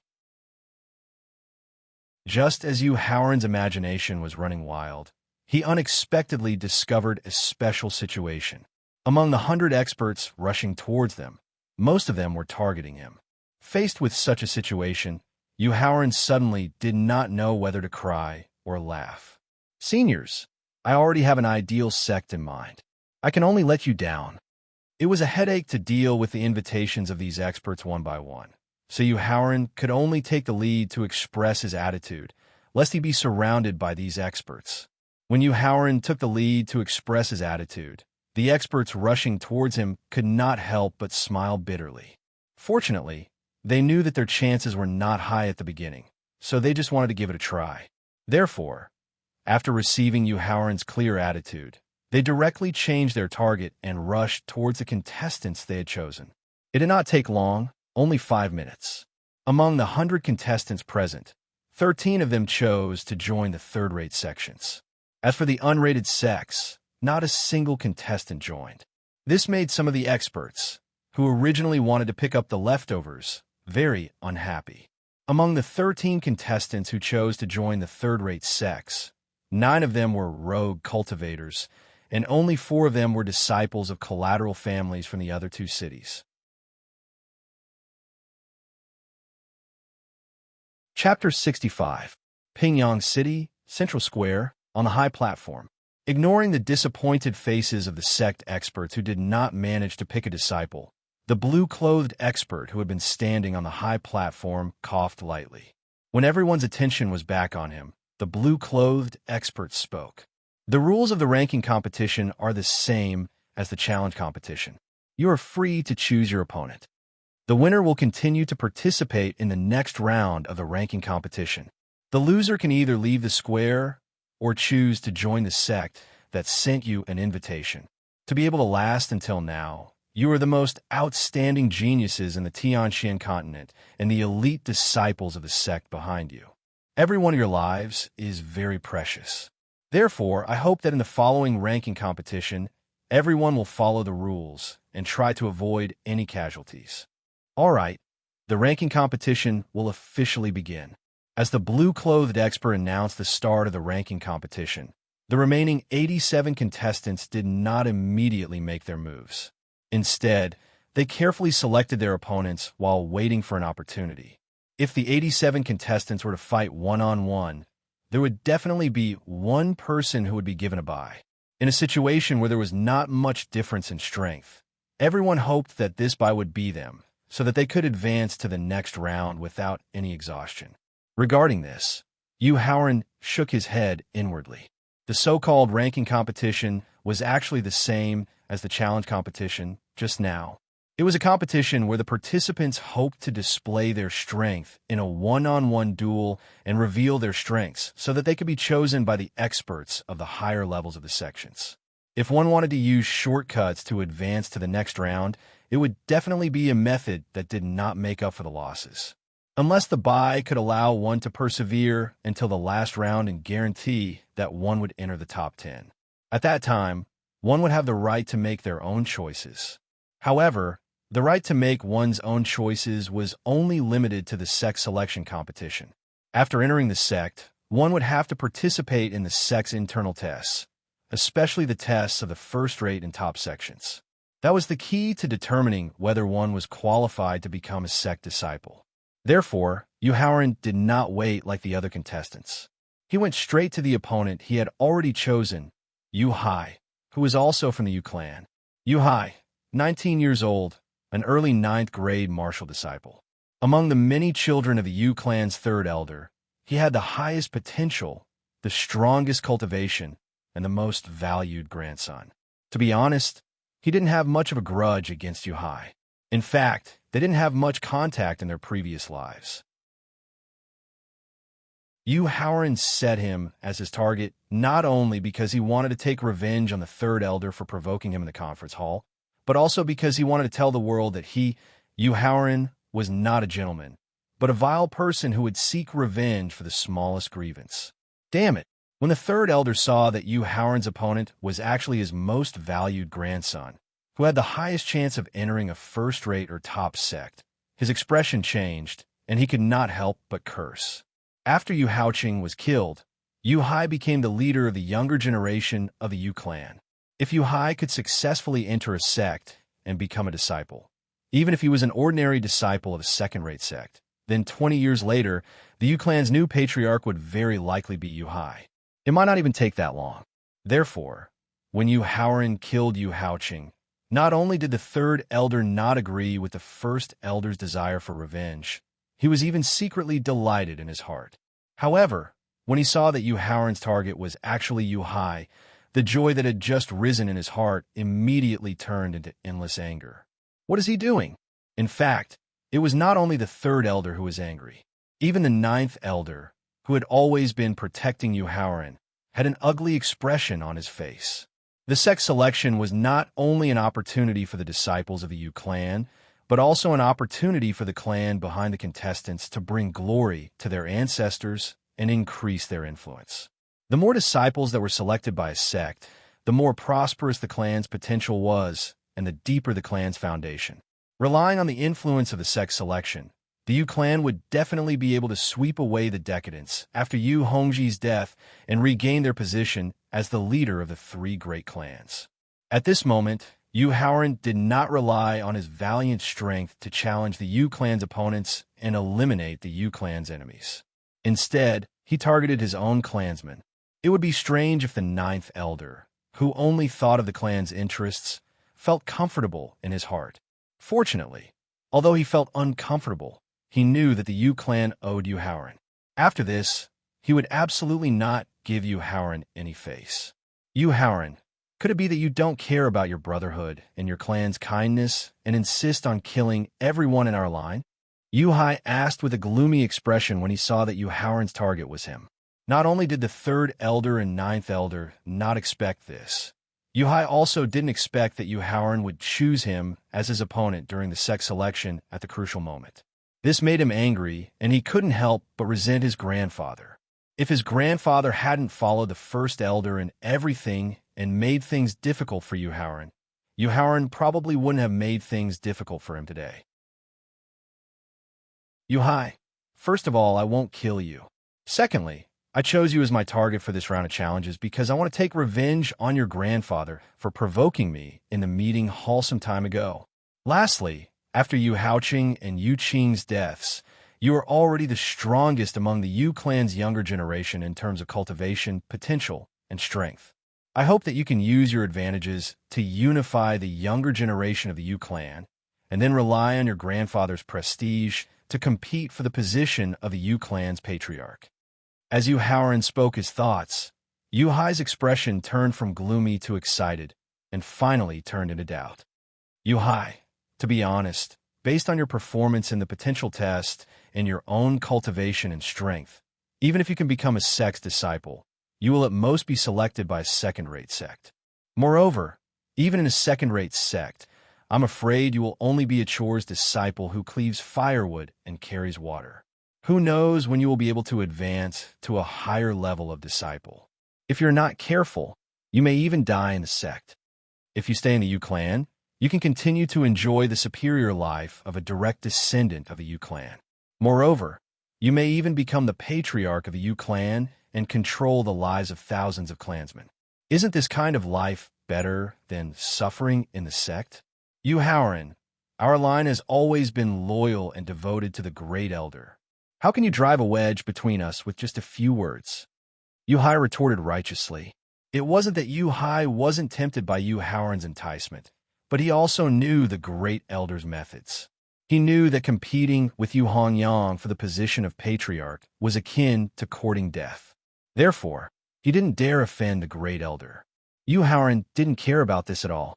His words just now had only ignited the desire in Yu Hai's heart.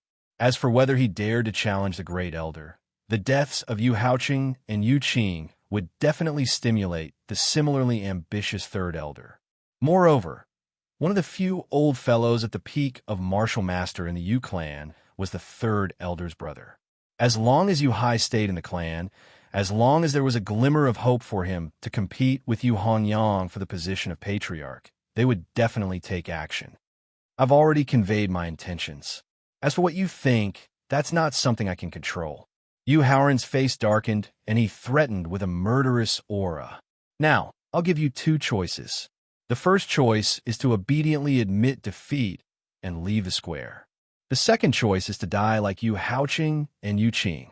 Yu Haoran had been persuading him with kind word a moment ago, but in the blink of an eye, he was threatening him with a murderous aura.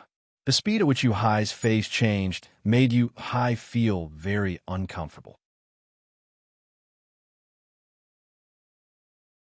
Chapter 66. Pingyang City, Central Square. Seeing Yu Hai admit defeat, a trace of pity flashed across the first elder's face, while the third elder secretly heaved a sigh of relief.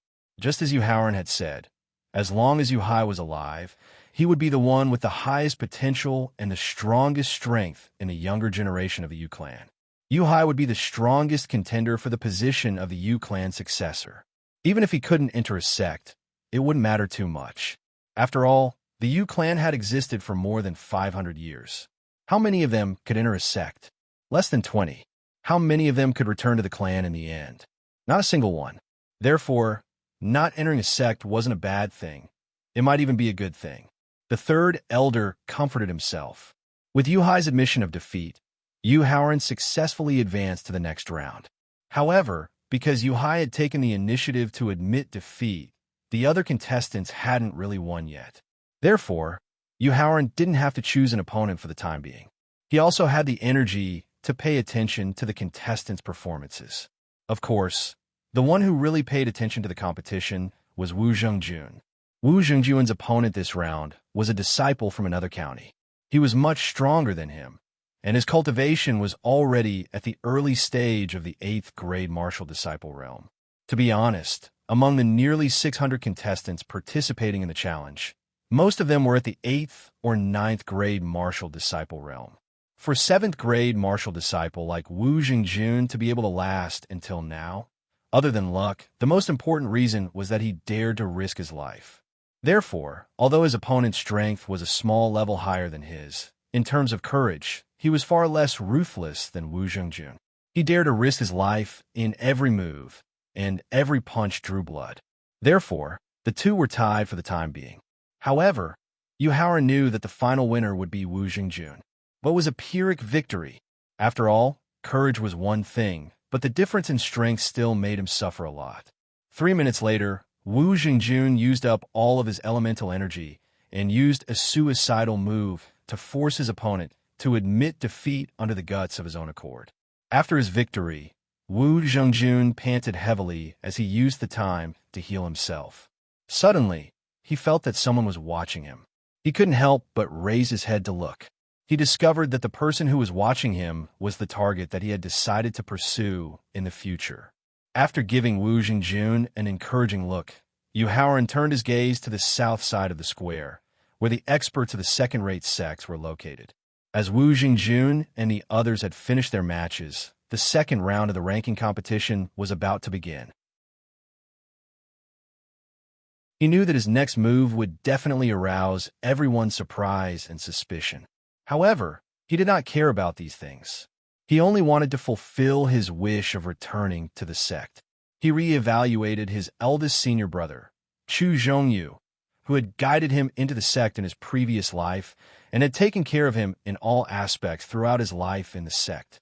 Looking at Chu Zhongyu, whose appearance and demeanor had not changed much, Yu Haoran's thoughts involuntarily returned to the past, to the time at the 100 Chi Gate. As the blue-clothed expert ascended the high platform and announced the start of the second round of disciple selection, the 38 experts of the second-rate sects walked unhurriedly towards the contestants that they had chosen.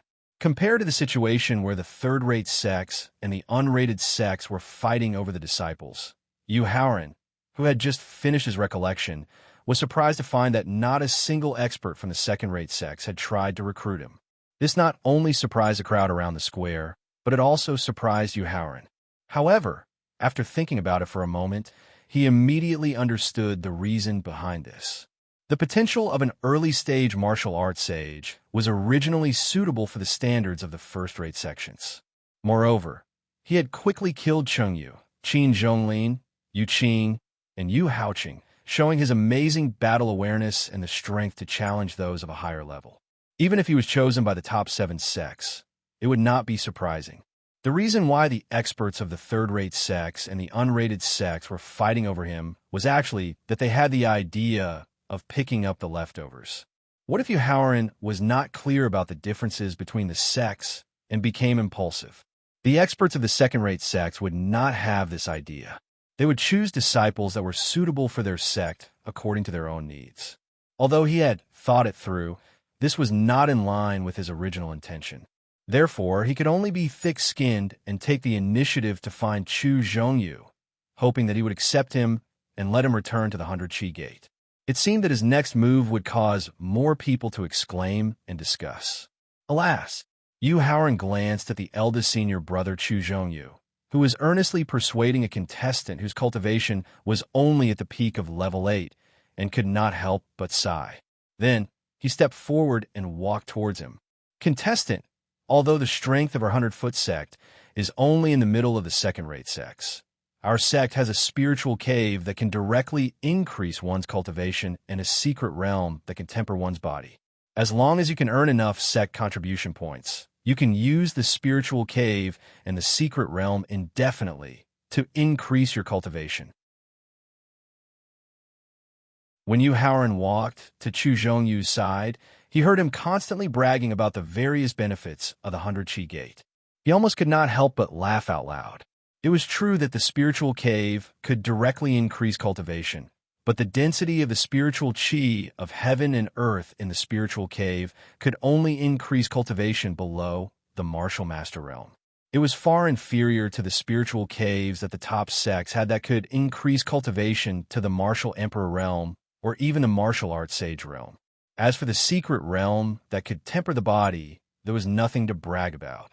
The secret realm that could temper the body was very simple. It used the unique gravity technique in the blood of bear-type exotic beasts to temper the body through the pressure of gravity.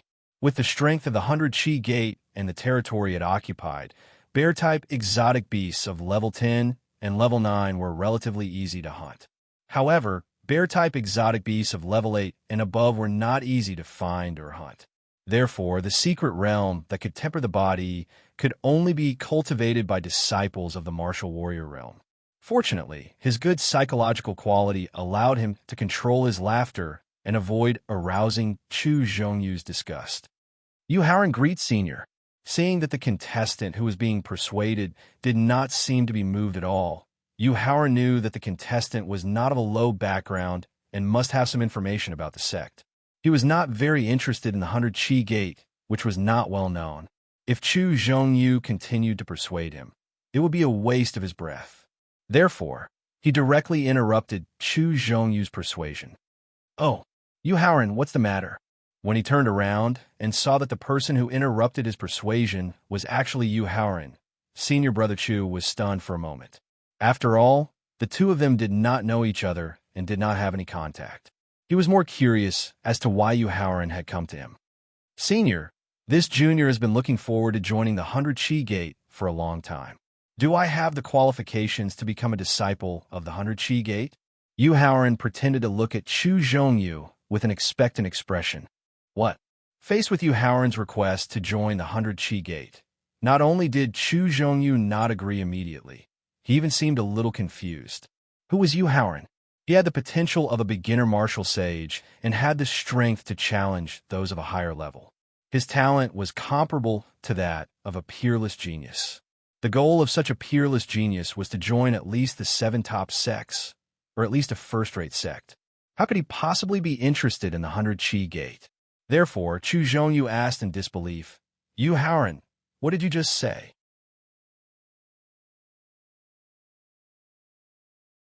Chapter 67. Pingyang City, Central Square. Yes, of course there is. After receiving Yu Haoran's confirmation, Chu Zhongyu, who had finally regained his senses, replied in surprise. However, as an expert at the peak of the martial arts grandmaster realm, Chu Zhongyu, who had gone through countless trials and tribulations, maintained a trace of clarity in his surprise. Thus, after forcefully controlling the joy in his heart, he asked solemnly, "Why? Why?" Based on the potential Yu Haoran had displayed and his stunning performance in the challenge competition, it would not be impossible for him to join one of the top 7 sections. Why would he be interested in a second-rate sect like the 100 Chi Gate? As for why he wanted to join the 100 Chi Gate, Yu Haoran had already thought of a countermeasure. Thus, his tone was filled with emotion as he spoke. "Dream, dream." After repeating this sentence, Chu Zhongyu could not help but frown. Seeing Chu Zhongyu frown, Yu Haoran explained in detail. "Senior, what I am about to say may seem absurd and laughable to you, but every word I say is true. The day before the sect selection, I had a dream. In my dream, I successfully passed the sect selection and became the disciple of the Wu-Wei Sword King, Feng Qingyun, becoming a disciple of the 100 Chi Gates, Qingyun Peak. How is this possible?" Hearing Yu Haoran speak of his dream, Chu Zhongyu could not help but take 2 steps back in fear. His face was filled with shock. The Wu-Wei Sword King, Feng Qingyun, was not only the peak master of the 100 Chi Gates, Qingyun Peak, and a martial king expert, he was also Chu Zhongyu's teacher. However, Chu Zhongyu knew very well that the 100 Chi Gate was not well known in the Tianxin continent, and his teacher, Feng Qingyun, who had no desires and no demands, was a nameless cultivator. Wu Wei, the Wu Wei of having no desires and no demands. Not to mention the fact that the world did not know who the Wu Wei Sword King was. Even in the 100 Gate, apart from the upper echelons of the sect, very few people knew who Feng Qingyun was.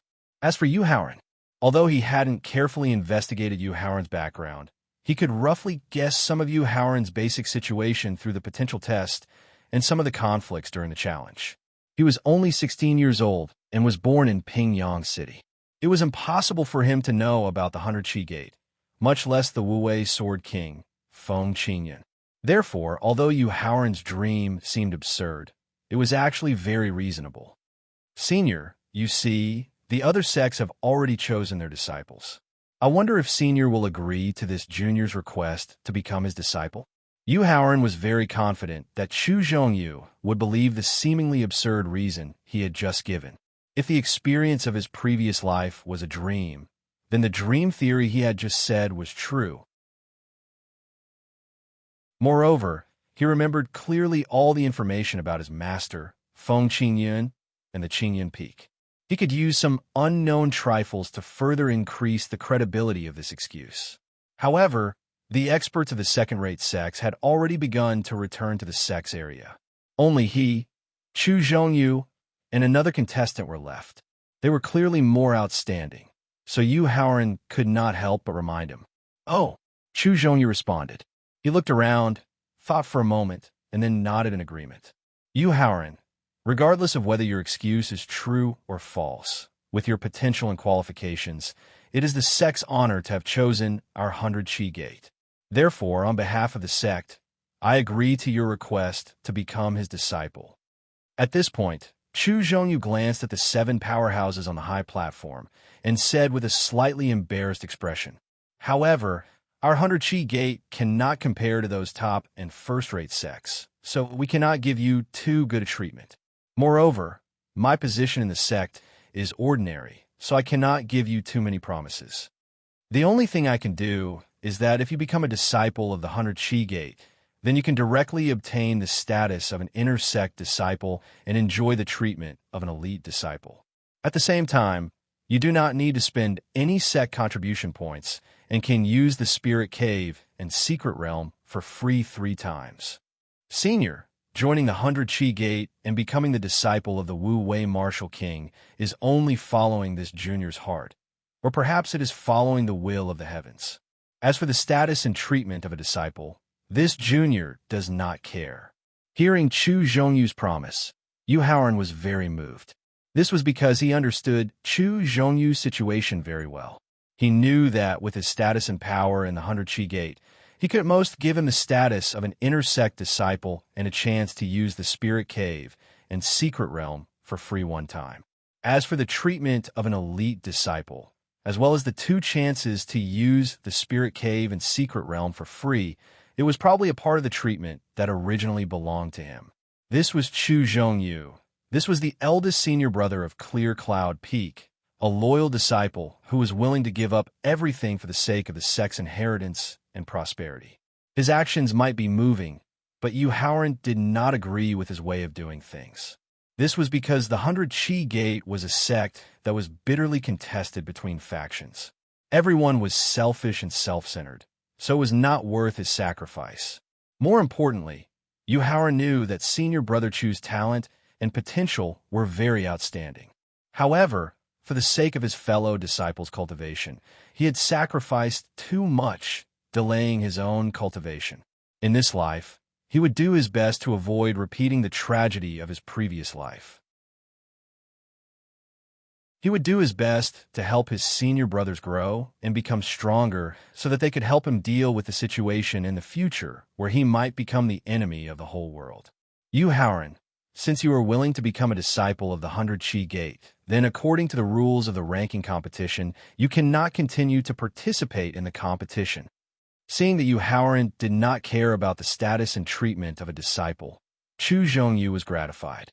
Considering his own situation, he kindly reminded him. After all, in the 5 rounds that Yu Haoran had participated in, the result was that 4 contestants had died tragically, and 1 contestant had been intimidated into admitting defeat. From this point alone, it could be seen that he did not have a harmonious relationship with his own clan and the various factions in the city where his clan was located. Chu Zhongyu was worried that he would continue to participate in the competition and continue to use the rules of the competition to get rid of his enemies. This would violate the rules of the competition and cause the dissatisfaction of the 7 top experts on the high platform. So Chu Zhongyu kindly reminded him. I know. Nodding his head, Yu Haoran expressed that he understood. In fact, he did not want a continued challenge. This was because among the remaining contestants, there were some who had a grudge against him. If he fought, it was very likely that it would cause a violent change in their emotions, which would cause the third loosening of the bottleneck. Or they were too weak, and there was no need to fight at all. The only one who could fight was Wu Jingjun. He still needed special circumstances to activate his special constitution. So giving up the competition was exactly what he wanted. That's good. Seeing that Yu Haoran was willing to give up the competition, Chu Zhongyu could not help but breathe a sigh of relief. Geniuses, especially peerless geniuses, were all people with extreme arrogance. They were used to being self-centered and rarely listened to the advice of others. Therefore, Chu Zhongyu was worried that Yu Haoran also had this kind of arrogance.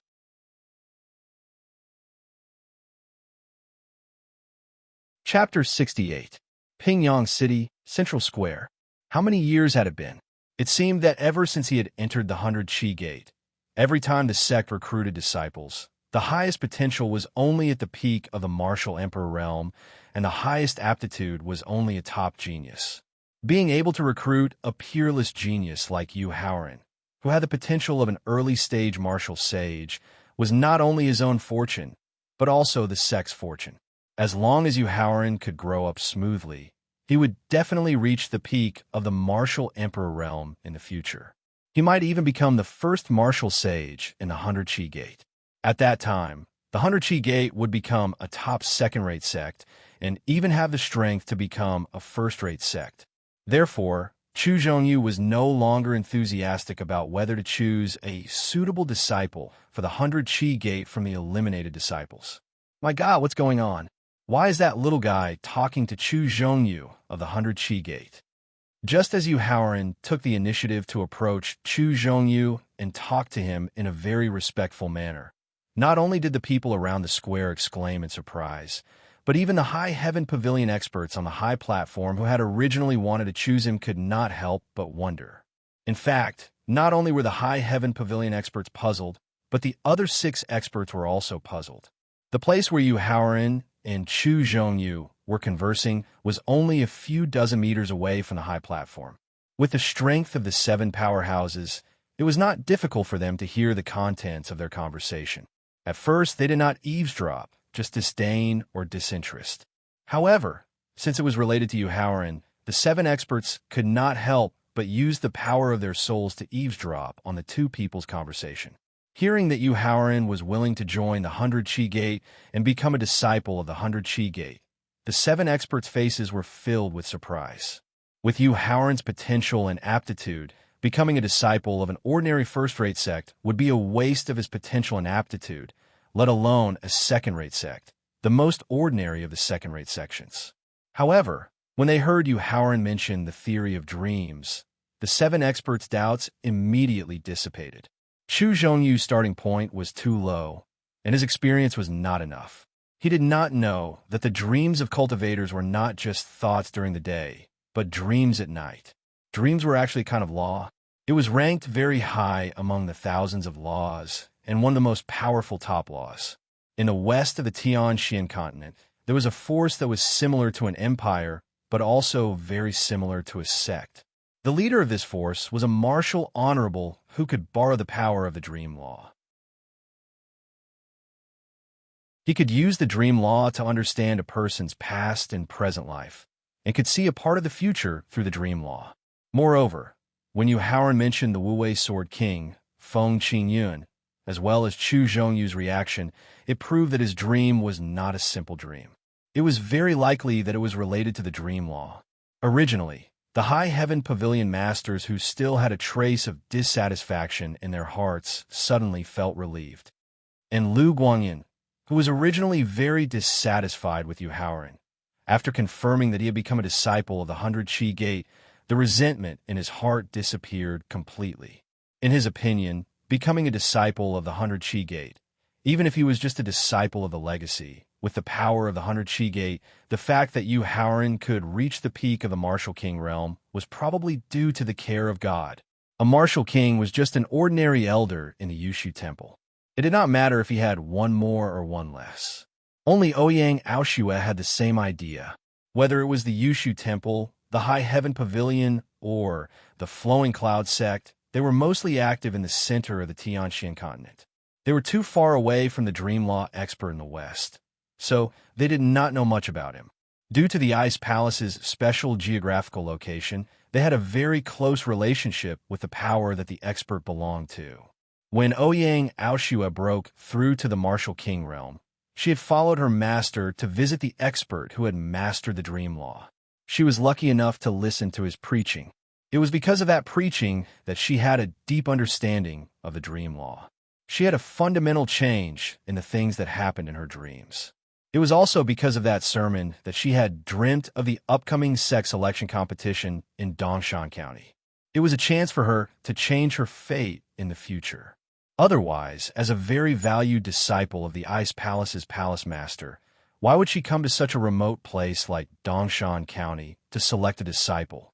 Moreover, how could she lose her composure in the face of such a monstrous disciple like Yusiki? In the end, a large part of the reason was because of that dream. Therefore, she felt that Yu Haoran's dream must have a deep meaning. It was very likely that the 100 Chi Gate was the starting point of Yu Haoran's true rise. Ignoring the complicated thoughts of the 7 experts on the stage, the 4 major powers of Pingyang City and the higher-ups of the hundreds of forces in Dongshan County around the square were also pointing and discussing Yu Haoran's choice. Yu Haoran was already prepared for the crowd's pointing and discussion. Therefore, he did not care and did not take it to heart. Moreover, he was now meeting the second person in his previous life who had been kind to him and had always taken good care of him. When he was in trouble, the senior brother would rather self-destruct his spiritual soul and Dantian to help him escape. Huang Zonghua, eldest senior brother, you are really amazing. You were actually able to recruit Yu Haoran, who is comparable to a peerless genius, into the 100 Chi Gate. My respect for you is like a torrential river. Just as Chu Zhongyu brought Yu Haoran back to the southern side of the stage, in the area belonging to the 100 Chi Gate, Huang Zonghua, who had been excited for a long time, greeted them with a flattery that made people blush. All right, junior brother Huang, let me introduce you. Chu Zhongyu felt helpless, but very gratified at the eloquence of this junior brother in front of him. Because Master's personality was too carefree, not only did they have fewer disciples, but the atmosphere of the entire Qingyun Peak was also relatively quiet. If not for Huang Zhonghua's incessant butterflies every day, the entire peak would be like a dead peak. Senior brother, I don't need you to introduce me.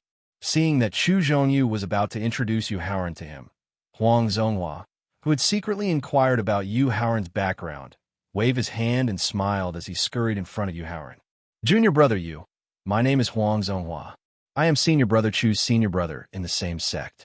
Perhaps in the future, you and I will also be senior brothers in the same sect. Then he looked up and down, and the more he looked, the more satisfied he was. He praised, Junior brother Yu, I have to say that in our 100 Chi Gate, in terms of appearance and temperament, you, senior brother Huang, are definitely the best. I have always been the idol in the hearts of the senior sisters and junior sisters. But now that you are here, I am afraid that my position as number 1 is a little bit dangerous.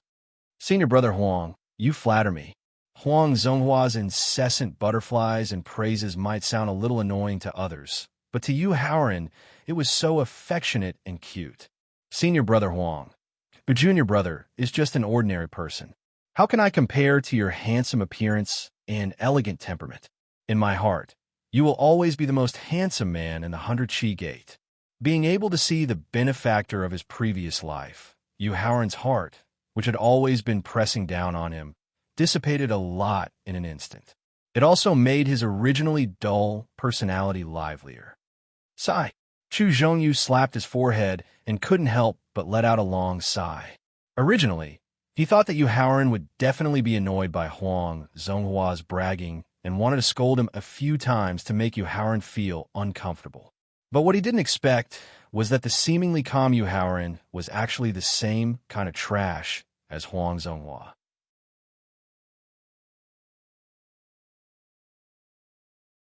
Chapter 69. Pingyang City, Central Square. Junior brother you have a soulmate. Yu Haoran's flattery made Huang Zhonghua feel very comfortable, as if he had met a soulmate. While sighing, Huang Zhonghua put his arm around Yu Haoran's shoulder, intending to continue discussing each other's beauty and the boredom of the Qingyun Peak disciples. However, Yu Haoran shook his head, indicating that there would be plenty of time in the future. Then, he turned to look at the arena below the high platform, and his gaze fell directly on Wu Zhengjun. According to the memories of his previous life, Wu Zhengjun had finally activated his special constitution in this round of the competition, and then killed his opponent. After that, he was selected by the Iron Blood Sect and became a disciple of the Iron Blood Sect. At the same time, it was also because of this competition that he had formed a deep estrangement with the Wu clan. In the end, after he left the sect, he had never returned to Pingyang City or the Wu clan. It was indeed him. Looking at the person who had taken the initiative to find Wu Zhengjun, Yu Haoran could not help but feel a trace of sadness for Wu Zhengjun. This was because the person who had taken the initiative to find Wu Zhengjun was from the direct line of descent of the Wu clan. His talent and potential were ranked third, but his status was ranked first, Wu Juanda. Wu Juanda, 18 years old, was at the peak of the 8th grade martial disciple realm. He was the only son of the Wu clan's patriarch. He was very similar to Yu Haoqing in that he was also a selfish and treacherous person. The only difference was that Wu Juanda was a more hardworking playboy. He had cultivated to the peak of the 8th grade of martial disciple step by step and was deeply valued by the upper echelons of the Wu clan. Wu Zhengjun, I order you to admit defeat immediately. Standing in front of Wu Zhengjun, Wu Juanda ordered very domineeringly. Why should I? Wu Zhengjun asked unhappily. Both of them were direct line of descent of the Wu clan, and both of them were geniuses with the strength to challenge those of a higher level. If both of them could enter a first-rate sect at the same time and become a disciple of the sect, whether it was for themselves or for the Wu clan behind them, there would be no harm. Therefore, he did not understand why Wu Juanda wanted him to admit defeat. Not to mention, Wu Zhengjun knew very clearly in his heart that if he wanted to chase up to and even surpass Yu Haoran, then becoming a disciple of the sect was his only choice. How could he be willing to give up the fortuitous encounter that he fought desperately for? My father is a member of the Wu clan, and I am the first successor of the Wu clan. You have to guarantee that I will smoothly advance to the next round, and that I will be chosen by a first-rate sect. Therefore, you can only admit defeat. Facing Wu Zhengjun's questioning, Wu Juanda's explanation was very unreasonable. Faced with Wu Juanda's unreasonable reply, Wu Zhengjun was so angry that he couldn't even speak. If you want to advance to the next round, sure. If you want to be selected by a first-rate sect, that's fine too. You can challenge other contestants and defeat them with your own strength, but you can't sacrifice my future for your own. Wu Zhengjun, you know my patience very well. Either you admit defeat now, or I will do it myself. Speaking of this, Wu Juanda's face changed, and his tone was gloomy as he threatened Wu Zhengjun. Wu Zhengjun, you know what I Wu Juanda am capable of? If I attack you, I can't guarantee that you will be able to return unharmed. Wu Juanda, don't push me too far. Wu Zhengjun, who was threatened, completely exploded with anger in his heart. Although he was also a direct descendant of the Wu clan, his parents had died when he was young, so he did not have a deep foundation in the clan. Therefore, he was very low-key in the clan, neither fighting nor robbing. Instead, he fawned on the clan members everywhere and thought of the clan in everything. He did not expect that his cautious behavior and enthusiasm would be in exchange for such treatment. He was completely heartbroken to Wu Juanda and the Wu clan. Why is it that the more I look at this kid, the more repulsive I feel? If it weren't for the fact that no one is allowed to interfere, I would definitely go up and slap this kid a few times to teach him how to behave. Perhaps because of Yu Haoran's attention, Chu Zhongyu and Huang Zonghua were also paying attention to Wu Jingjun. So they also heard the conversation between Wu Jingjun and Wu Juanda. After hearing Wu Jingjun's shameless words and threats, Huang Zonghua immediately clenched his fists in anger, looking as if he wanted to stand up for Wu Jingjun. Fortunately, he knew the rules of the sex selection competition, so he barely suppressed the anger in his heart. However, Yu Haoran's face was very calm. This was because he finally knew how Wu Zhongjuan's special constitution had been activated. Other than the threat of death, Wu Juanda's humiliation and his disappointment in the clan were also one of the reasons. What a pity! Seeing Wu Jingjun make the first move, the kind-hearted Chu Zhongyu could not help but sigh. Wu Jingjuan's strength was not bad, and his foundation was relatively solid. However, compared to Wu Juanda, he was still far behind. Whether it was cultivation or the martial skills he used, he was completely at a disadvantage. Therefore, he was at a disadvantage after the exchange of blows. Moreover, Wu Juanda was a narrow-minded person. Wu Jingjun dared to refuse his orders to his face and make the first move. At the same time, he felt that he had lost face, and, at the same time, it completely aroused the killing intent in his heart. Therefore, not only did he directly explode with all his strength, but he also attacked Wu Zhongjuan's moves. It could be said that every move was fatal, and every punch drew blood.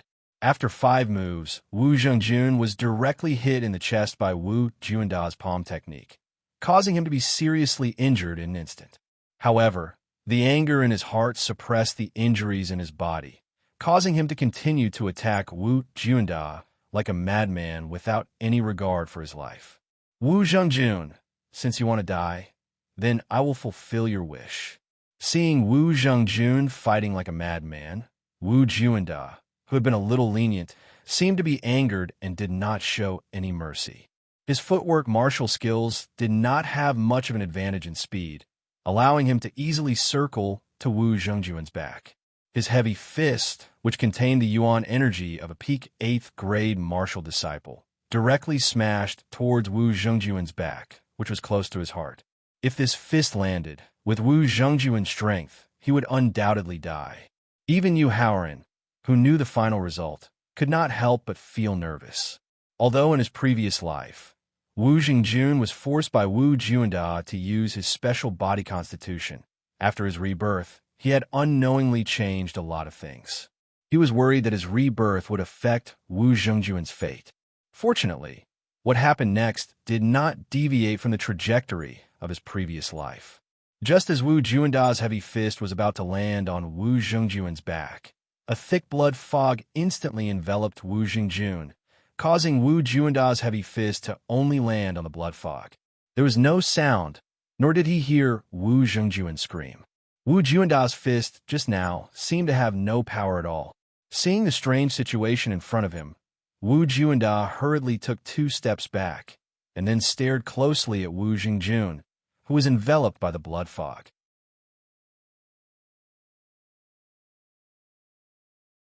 Chapter 70. Pingyang City, Central Square. Gosh, what happened to that kid? Could it be that he was blasted into a bloody mist by his opponent? Looking at Wu Jingjun, who was shrouded in a bloody mist, Huang Zonghua, who did not know about special constitutions, guessed in confusion. Chu Zhongyu was also frowning. He did not understand the changes that were happening to Wu Jingjun at this moment. At the moment of life and death, Wu Jingjun has activated his special constitution.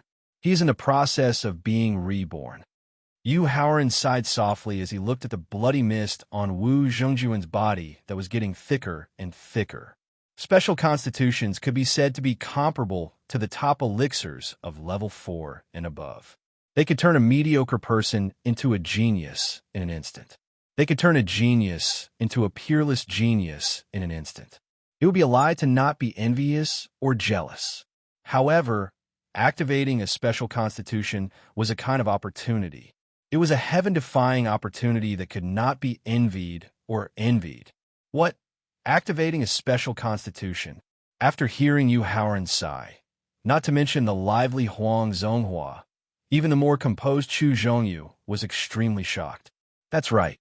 According to Wu Zhengjuan's current transformation, the special constitution that he possesses should be the Bloodthirsty, which is ranked 999th among the 13,650 special constitutions. In his previous life, after seeing that Wu Jingjun had activated a special constitution and caused many sects to fight over it, Yu Haoran was envious and paid attention to the information about special constitutions. Later, he found a jade scroll that recorded special constitutions in a historical site that had been sealed for many years. The jade scroll recorded the number, origin, and ranking of most of the special constitutions in the Tianxian continent. It was because of this jade scroll that Yu Haoran could be said to be the person who was most familiar with and understood special constitutions in the Tianxian continent. However, the only thing that made him feel a little regretful was that the information about the top 20 special physiques in the jade slip that recorded the special physiques was sealed by an extremely powerful restriction. With his cultivation at the time, he was unable to open it at all, so he had no way of knowing the specific information of the top 20 special physiques. It was precisely because he didn't know the information about the top 20 special constitutions that when Thaling told him seriously that Yusiki had one of the top special constitutions, he suspected that Yusiki's special constitution might be one of the top 20 special constitutions, or even one of the top 10 special constitutions. Yu Haoran, this good friend of yours from your previous life, isn't simple. Just as Yu Haoran was introducing Wu Jingjun to Chu Zhongyu and Huang Zonghua about the transformation of his special physique, Thaling sighed in his sea of consciousness. Thaling, although the bloodthirsty physique can increase one's strength by more than 10 times, this type of physique doesn't have any amazing effect regardless of its ranking or characteristics. Hearing Thaling's exclamation, Yu Haoran was somewhat puzzled and asked, although there were many special constitutions, only the top 1,000 special constitutions were truly capable of challenging the peerless geniuses. Wu Jingjuan's bloodthirsty physique was ranked 999th, so it could be considered as the second to last special constitutions. What was so amazing about it? That's right, the bloodthirsty physique doesn't have much of an advantage among the special constitutions. But the bloodthirsty physique has an evolutionary advantage that most special constitutions can't compare to. Seeing that the blood mist on Wu Jingjuan's body had reached its limit, Thaling sighed. Evolution, Yu Haoran said, in surprise. In the records of special constitutions that he had obtained in his previous life, there was no mention of evolution. How could Yu Haoran not be surprised? That's right, among the tens of thousands of special constitutions, there is one called the bloodthirsty physique that is ranked 9th. It is the final form of the bloodthirsty physique's evolution. At this point, Thaling shook his head and continued. However, it is not easy for the bloodthirsty physique to evolve into the bloodthirsty physique. Even the slightest bit of difficulty could lead to death. Moreover, the bloodthirsty physique is known as a forbidden physique. This is because people with this type of physique can swallow and refine anything. As long as it contains spiritual energy, even if it is a living creature, even if it is the entire Tianxian continent, they can swallow and refine it. Therefore, as long as someone with this type of physique is discovered, the experts of the entire continent will do their best to kill them.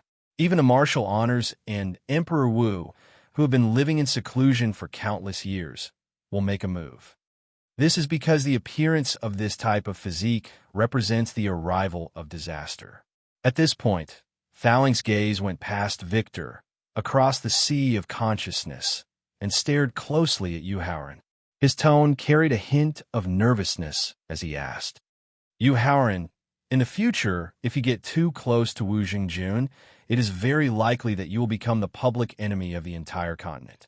You have to think about this carefully. Tisk, so what if I become the public enemy of the continent? Why would I care about this? Faced with Thaling's reminder, Yu Haoran did not seem to care at all. In this world where the weak were the strong, as long as you wanted to become strong, you would need a lot of cultivation resources. As long as you wanted to reach the peak of martial arts, the cultivation resources you would need would be endless. The more cultivation resources you had, the less resources others would be able to use, and the deeper the conflict between them would be. Therefore, in the future, no matter who he got close to or who he befriended, it would be a matter of time before he became the enemy of everyone in the continent. All right, you have a backbone. After seeing Yu Haoran's attitude, Fouling in the sea of consciousness secretly heaved a sigh of relief and revealed a happy smile at the same time. Although the 7 top sects and the 15 first-rate sects did not know as much about special physiques as Yu Haoran, they still had a certain level of understanding. Among them, their knowledge of the special physiques ranked between the 100th and the 1000th was no less than Yu Haoran's. Therefore, they naturally knew what was going on with Wu Zhengjuan's body. Originally, they had thought that the biggest surprise in the selection of the sects in Dongshan province would be Yusiki, this monstrous disciple who had the potential to reach the early stages of Emperor Wu. However, they had not expected that at the end of the selection, a genius with a special physique would appear. Although the bloodthirsty physique was not a special physique with a strong advantage, people with special physiques were far stronger than ordinary top geniuses, whether it was in terms of cultivation speed or overall strength. Therefore, the 6 top sects and the 15 first-rate sects who had not obtained Yusiki were secretly rubbing their hands and preparing to fight for Wu Zhengjuan's ownership. Fortunately, they did not know that the bloodthirsty physique could be upgraded to the bloodthirsty physique. Otherwise, they would never have thought of taking him as a disciple. 3 minutes later, the blood mist enveloping Wu Zhengjuan's body gradually began to shrink after reaching its limit. Moreover, from the way it shrank, it was obvious that the blood mist was fusing into Wu Zhengjuan's body. Moreover, with every bit of blood mist that fused into his body, Wu Zhengjuan's aura grew stronger. When only a thin layer of blood mist was left, and Wu Zhengjuan's appearance was revealed, the crowd was surprised to find that the originally dark skin of Wu Zhengjun had become much fairer and more handsome. This immediately aroused the envy and jealousy of the women around the square. However, the most surprising thing was that Wu Zhengjun, who was originally an early 7th grade martial disciple, was now emitting an aura that had clearly reached the peak of 8th grade martial disciple. Moreover, this aura did not stop increasing. When the last bit of blood mist had completely fused into his body, a crisp shattering sound came from his body.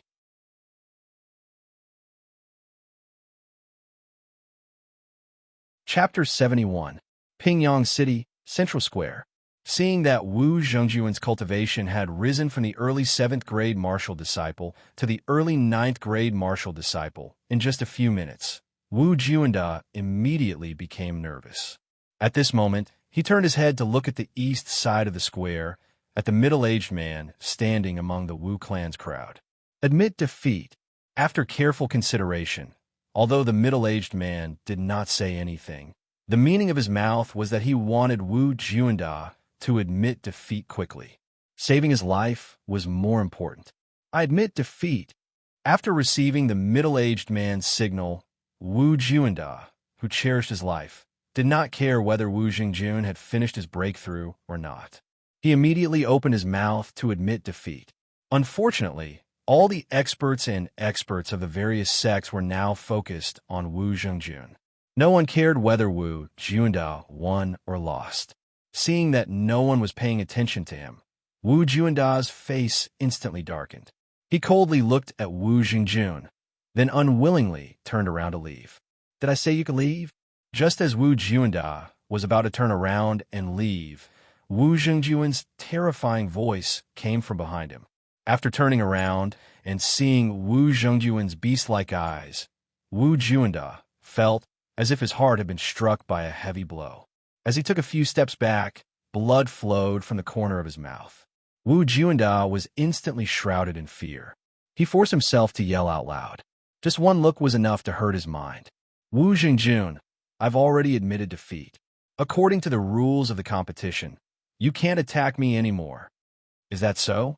After asking, Wu Zhengjun chuckled coldly. Then, ignoring the rules of the competition, he disappeared at a speed that most people could not see clearly. When the crowd saw Wu Zhengjun clearly, they were shocked to find that not only was he standing in front of Wu Juanda, but his right hand had already reached into Wu Juanda's chest. You dare to kill me? Feeling his heart being held tightly, Wu Juanda asked in disbelief. Who was he? He was the only son of the clan head of the Wu clan and the first successor of the Wu clan. He was the person who could control the situation in Pingyang City in the future. Such an illustrious and honorable identity was actually killed by a disciple who was not valued by the clan. A feeling of not being able to die in peace welled up in his heart. Wu Zhengjun, how dare you kill my son? It wasn't just Wu Juanda who didn't dare to believe that Wu Zhengjun would dare to kill him. Even the Wu family patriarch and the Wu family's upper echelons didn't dare to believe it. Wu Zhengjun sneered as he turned his head to look at the middle-aged man who had just berated him. Then, he slowly withdrew his hand. Following the outstretched palm, the crowd saw a beating heart in the palm. Wu Zhengjun, my father will never let you off. Absorbing the spiritual energy of heaven and earth into one's body made a martial artist's life force very strong. Even a martial artist in the martial disciple realm could still live for a few more seconds after his heart left his body. Therefore, Wu Zhengjun cursed resentfully when he saw Wu Zhengjun dig out his heart. I'll be waiting, Wu Zhengjun said fearlessly as he clenched his right hand and crushed the beating heart. Along with the shattering of his heart, Wu Juanda closed his eyes and fell heavily to the ground. Right after Wu Zhengjun killed Wu Juanda, the 15 experts from the first-rate sex who had been waiting for him exploded with their fastest speed to arrive in front of Wu Zhengjun. Then, they began to promise all sorts of tempting conditions. Wu Zhengjun's expression didn't change in the slightest in the face of all these promises. He first raised his head to look at the 7 experts from the top sex on a high platform, then bowed. Wu Zhengjun knew that he had broken the rules of the competition by killing Wu Juanda, who had admitted defeat. Not only did the 7 experts on the high platform not stop him, but they also didn't say a word of reprimand. This was because they had seen the transformation he had just undergone. However, just as his body was transforming, Wu Zhengjun had a feeling in his heart. He felt that only by following that person would he be able to improve his cultivation and strength by leaps and bounds. Only then would he be able to save his life in the future. Therefore, he already had a clear goal for his next choice. He had to reject the 7 experts on the high platform who were obviously biased towards him. When they saw Wu Zhengjun bow, except for Ouyang Aoshue, who had already obtained Yusiki and wasn't interested in male cultivators, the other 6 experts' faces darkened. This was because they knew that Wu Zhengjun, who had revealed his special constitution, already had a sect he liked. Moreover, the sect he liked wasn't one of the 7 top sections. The narrow-minded Lu Guangyuan looked coldly at Wu Zhengjun and couldn't help but snort coldly. At the same time, he thought to himself, boy, if the sect you like has a grudge against the Yushu Temple, then don't blame me for using the rules of the competition to eliminate you in advance. Seeing that Wu Zhengjun had rejected the 7 top sects, the experts from the 15 first-rate sects couldn't help but rejoice in their hearts. As long as the 7 top sects didn't participate in the competition, then all 15 of them would have a chance to fight for Wu Zhengjun. However, before the 15 experts from the first-rate sects could act on their joy, Wu Zhengjun bowed to them in the same way. Young friend, what do you mean by this? The expert from the Iron Blood sect asked with a puzzled expression. Senior, I'm sorry. I already have a sect I like. After answering the question of the expert from the Iron Blood sect, Wu Zhengjun walked towards the south side of the square, which belonged to the second-rate sections. Seeing Wu Zhengjun walking towards him, Yu Haoran was shocked and couldn't help but guess. Could the sect Wu Zhengjun be the 100 Qi Gate? If Wu Zhengjun really joined the 100 Qi Gate, then his rebirth would change his future greatly. Brother Howren. Wu Jingjun greeted Yu Howren solemnly as he walked up to him. Wu Jingjun, with your special constitution, the Iron Blood sect, one of the top sects, is the most suitable sect for you.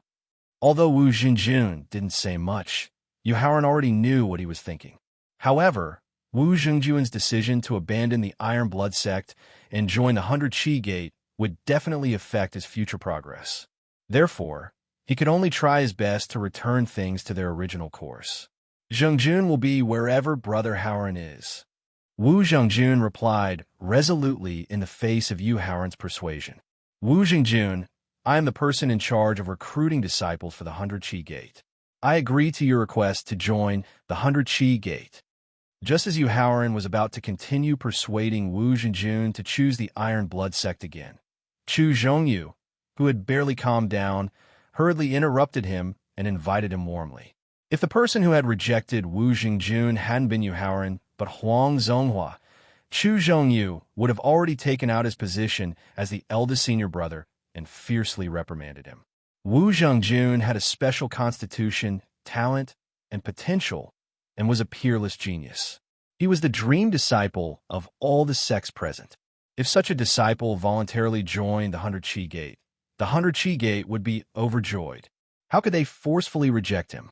However, Yu Howren was different.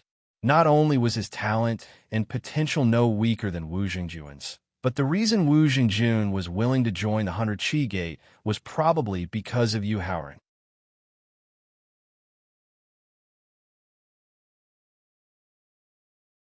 Chapter 72. Pingyang City, Central Square.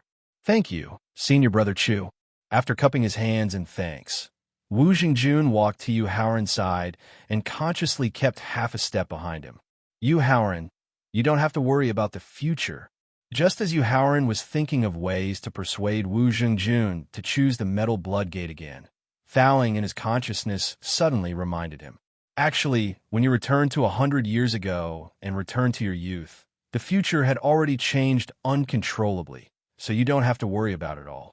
Moreover, if Wu Jingjun wants to advance his bloodthirsty physique to the blood-devouring physique, he needs not only the tempering of life and death, but also endless battles. Yu Howren, only by following you, someone who constantly changes the future, will he have the opportunity and ability to advance his blood-devouring physique. All right, after Thowling's persuasion, Yu Howren finally chose to compromise. After all, just as Thowling had said, his many actions after his rebirth, especially the sneak attack on Cheng Zhongyu and the restoration of his sister's cultivation, had completely changed the course of the future. Even if he allowed Wu Jingjun to return to the Metal Blood Gate, would he be able to return everything to its original course? It was probably impossible. Since that was the case, he might as well let Wu Jingjun follow him and think of all ways to help him advance his blood-devouring physique. In the future, when he became the public enemy of the continent, he would have a powerful helper by his side.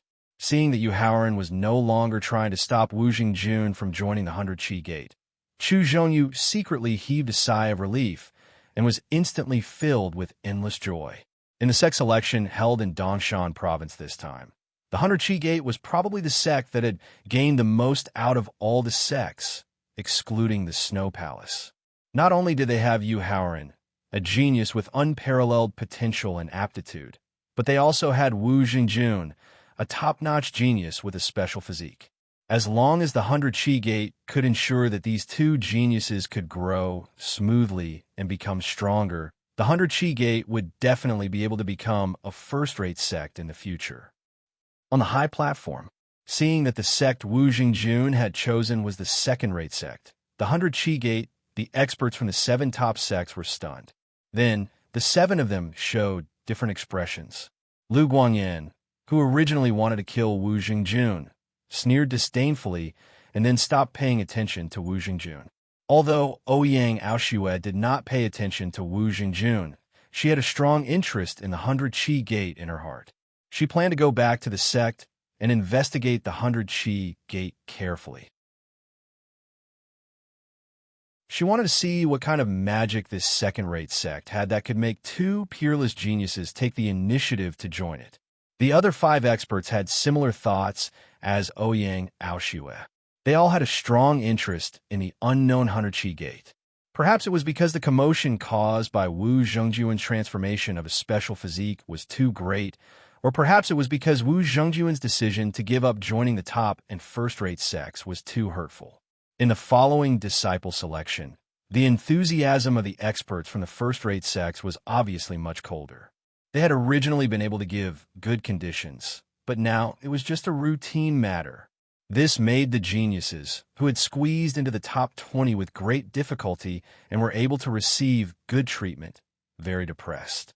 However, in the face of the ordinary conditions given by the first-rate sects, they had to agree even if they were dissatisfied. After all, if they gave up the opportunity in front of them, they might die of old age in Pingyang City or a remote place like Dongshan County. They might even be unable to break through to Martial Grandmaster or Martial King for the rest of their lives. Therefore, out of the remaining 20 contestants, a total of 13 chose to become disciples of the first-rate sections. And this choice also meant that the remaining 7 contestants did not need to continue the competition and automatically entered the top 10. Other than Ouyang Aoshue, who had gained the monstrous talent Yusiki, the other 6 top sects had gained nothing in the sect selection held in Dongshan County this time. Therefore, in the face of the remaining 7 contestants, they could not be bothered to continue the ranking competition. At the same time, they did not give the remaining 7 contestants much of a chance to choose. Other than the Flowing Cloud sect, who had chosen 2 contestants, the remaining 5 sects each had 1.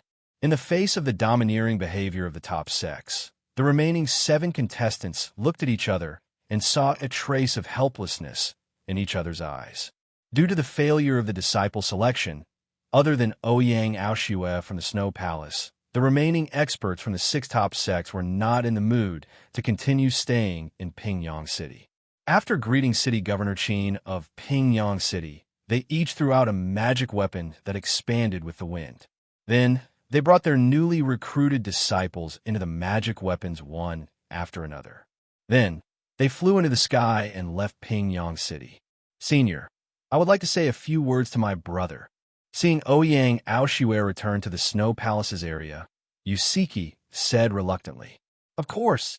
Ouyang Aoshue readily agreed to Yusiki's request. She personally brought her to the crowd at the 100 Gate. In the face of Ouyang Aoshue from the Snow Palace, regardless of whether it was Chu Zhongyu, whose cultivation was at the peak of the martial grandmaster realm, or Huang Zonghua, whose temperament was more lively, they all stood aside respectfully and honestly. Xiaoran, after parting today, I don't know when we will meet again. You have to take care of your body. Don't stick out too much. Looking at Yu Haoran, who had already grown up and was taller than her, Yusiki's eyes turned red. She could not help but exhort him with tears in her eyes as she thought of the long separation. Sister, don't you know what kind of person your brother is? Yu Haoran took a deep breath and forcibly suppressed his tears. He smiled and comforted her. Then, he looked at Ouyang Aoshue and pleaded sincerely. Senior, I hope you can take care of my sister. In the future, I, Yu Haoran, will definitely not forget your kindness. Yu Haoran, you are too polite. Ouyang Aoshue hurriedly returned the courtesy. In terms of cultivation and identity, Ouyang Aoshue did not have to be so polite. However, Yu Haoran's various performances and his curiosity about the 100 Gate made her feel that she could not neglect Yu Haoran. Siki, let's go. Ouyang Aoshue knew that if they continued to delay, Yusiki would be even more reluctant to leave due to her longing for her. Therefore, after reminding her, she also threw out a magic weapon that expanded with the wind. Then, she pulled Yusiki into the magic weapon. On the other hand, the martial arts instructor who had been teaching Yusiki nodded kindly at Yu Haoran and walked into the Dharma artifact as well. Then, he shot up into the sky and left the central square, leaving Pingyang City. Junior brother Yu, junior brother Wu, do you have anything to say to your family? After Ouyang Aoshue left with Yusiki, Chu Zhongyu and Huang Zonghua could not help but breathe a sigh of relief. Although Ouyang Aoshue's cultivation was only 1 level higher than his, as a disciple of a top sect, The aura she formed made Chu Zhongyu feel pressured. Therefore, when facing Yu Haoran and Yu Siki, he was silent. "Zhengjun, what about you?" Shaking his head, Yu Haoran indicated that he did not need to say goodbye to his family. Then, he looked at Wu Zhengjun. Turning his head to look at the east side of the square, Wu Zhengjun wanted to say goodbye to them. However, when he saw the hatred in their eyes, he could not help but feel a chill in his heart and shook his head.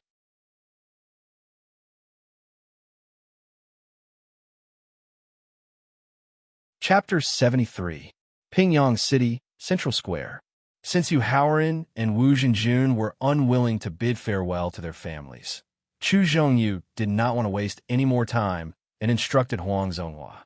"Junior brother Huang, you have just broken through to the martial grandmaster realm, and your soul is still unable to control your elemental energy perfectly. Let me take both of you away." Grabbing Yu Haoran and Wu Zhengjuan's arms respectively, Chu Zhongyu soared into the sky. This was the huge difference between a second-rate sect and a top sect. In the top sects, the martial arts grandmasters and martial kings could have a flying device. However, in the second-rate sects, even a martial royal realm experts might not have a personal flying device, let alone the martial arts grandmasters and martial kings. Perhaps the feeling of flying had diluted Wu Zhengjuan's sorrow for his family. His originally cold expression gradually softened. However, to Yu Haoran, being carried by someone else was a very uncomfortable thing. Fortunately, he knew that with Chu Zhongyu's abilities, he would only be able to travel 300 miles away from Pingyang City before he switched to walking due to the lack of elemental energy. Hence, he suppressed the discomfort in his heart and allowed Chu Zhongyu to bring him along. 10 minutes later, as Chu Zhongyu's flying speed became slower and slower, Yu Haoran knew that he was about to reach his limit. Furthermore, the discomfort in his heart had also reached its limit. Hence, he kindly reminded him, "Senior brother Chu, why don't you go down and rest for a while?" "All right." Not wanting to embarrass himself in front of his two new junior brothers, Chu Zhongyu had been suppressing the elemental energy in his energy center. At this moment, after hearing Yu Haoran's reminder, he hurriedly agreed and quickly descended. "Junior brother Huang, please take care of your two junior brothers while I recover my elemental energy." After instructing Huang Zonghua, who was following closely behind, Chu Zhongyu found a spacious and clean area and sat down cross-legged. He then took out a level 9 spirit stone from his sleeve and used it to recover his elemental energy. Seeing that the spirit stone that Chu Zhongyu used to recover his elemental energy was only a level 9 spirit stone, Yu Haoran could not help but shake his head. In the top and first-rate sects, level 9 spirit stones were only used by martial warrior realm outer sect disciples to meditate and cultivate. Even in the second-rate sects, peak martial grandmasters like Chu Zhongyu would always have a level 8 spirit stone with them. However, this was the 100 Chi Gate. "Junior brother Yu, junior brother Wu, our 100 Chi Gate is about 6,000 miles away from Ping City. We may encounter danger on the way back to the sect. Senior brother Chu must maintain his elemental energy to deal with any danger." Senior brother Huang, Zhengjun and I have never left Pingyang City before. We're very curious about the scenery outside. If we walk, we can satisfy our curiosity. Yu Haoran, who knew the truth, consoled him. "That's good." Huang Zonghua glanced at Wu Zhengjun and found that he was nodding in agreement with Yu Haoran. Huang Zonghua secretly heaved a sigh of relief. Actually, according to past practice, after the sect selections, the top and first-rate sects experts would leave using Dharma weapons. The second, third-rate, and non-rated sects would choose to leave on foot. Chu Zhongyu had taken the risk of exhausting all his elemental energy to forcefully bring them away from Pingyang City. Firstly, he hoped that Yu Haoran and Wu Zhengjun would not be disappointed by the way they left. Secondly, he could tell that Yu Haoran and Wu Zhengjun were not on good terms with their respective families. Leaving early would help them avoid unnecessary trouble. After waiting for almost 2 hours, Chu Zhongyu finally opened his eyes after using the level 9 spirit stone to meditate. From this point alone, It could be seen that Chu Zhongyu had expended a lot of energy just now. After opening his eyes, Chu Zhongyu first took a look at Huang Zonghua. After receiving his signal, Chu Zhongyu heaved a sigh of relief. After getting up, he greeted Yu Haoran and Wu Zhengjun before asking, Junior brother Yu, Junior brother Wu, I wonder if the two of you have cultivated any footwork techniques. They were about 6,000 kilometers away from the 100 Qi Gate. If they were to walk, they would need at least a month's time.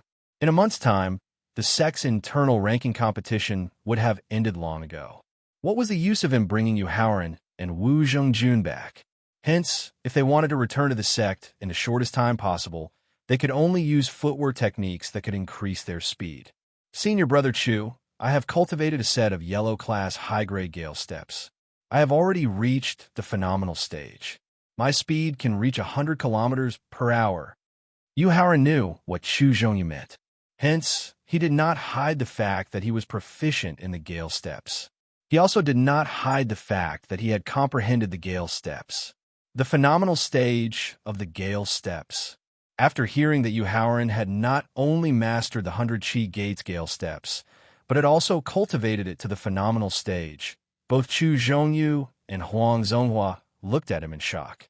As experts in the martial ancestor realm, Chu Zhongyu and Huang Zonghua had both cultivated footwork techniques. Furthermore, the footwork techniques that they had cultivated were yellow-class high-grade. However, they had only scratched the surface of the phenomenal stage. Hence, how could they not be shocked? Senior brothers, my body constitution is inclined towards the wind attribute. I have a natural affinity with the gale steps. It is normal for me to be able to improve so quickly. Yu Haoran shrugged and replied with an indifferent attitude. Sigh. Looking at each other, Chu Zhongyu and Huang Zonghua did not say anything. They could only sigh. After all, during the challenge competition, Yu Haoran had already displayed his monstrous understanding of martial techniques. Otherwise, with the potential of a beginner martial saint, how could he have attracted the interest of the experts from the 7 top sects? After thinking through all this, Chu Zhongyu looked at Wu Zhengjun.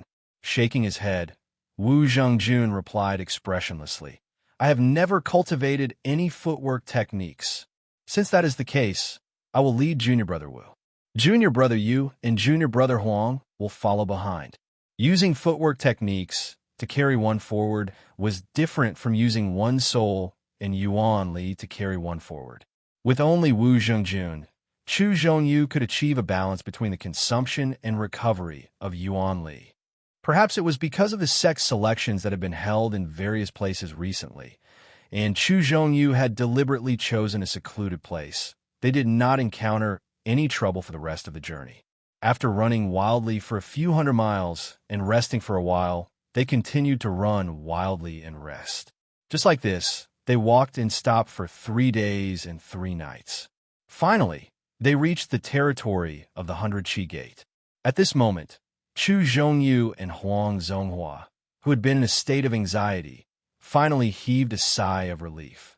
Pointing at a mountain range with hundreds of peaks in front of them, Chu Zhongyu said heroically, Junior Brother Yu, Junior Brother Wu, this mountain range in front of us is the location of the 100 Qi Gate. In this mountain range, the 100 Qi Gate has developed a total of 38 peaks. The peak where the sect enters is called the Trial Peak. It is the place where you will undergo the final test after entering the sect. It is also the place where the odd job disciples and outer sect disciples reside. As for the other 37 peaks, except for one peak that belongs to the founding elder, the other 36 peaks are occupied by the disciples of the 36 factions. Speaking of this, Chu Zhongyu pointed at a peak on the eastern side of the mountain range and said excitedly,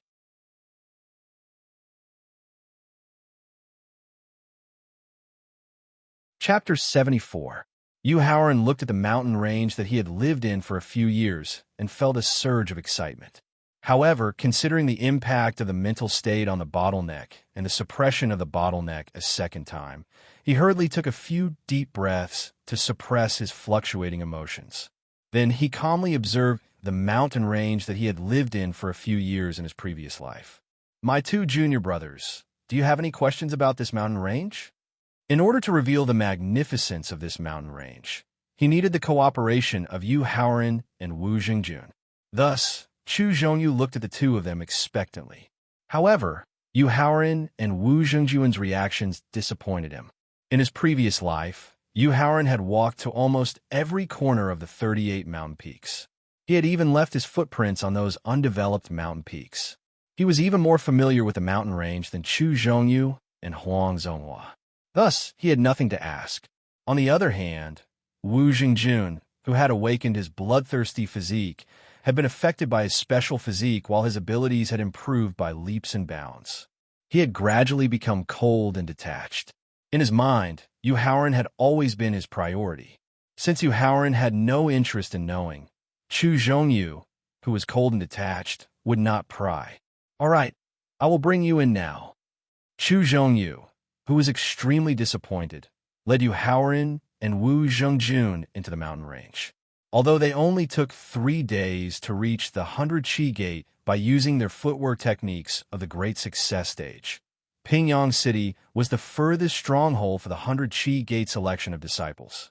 Thus, by the time Chu Zhongyu led Yu Haoran and Wu Jingjun to the first peak of the sect, the trial peak, almost all of the disciples recruited by the 100 Qi Gate had arrived. "Junior brother Huang, you stay here with junior brother Yu and junior brother Wu. I will report to the sect."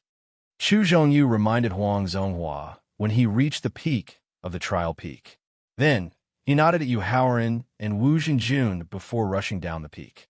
"Junior brother Yu and junior brother Wu, according to the sect's rules for recruiting disciples, the test that you took in Pingyang City was only the first round of the selection." After Chu Zhongyu left, Huang Zonghua began to explain the sect selection methods.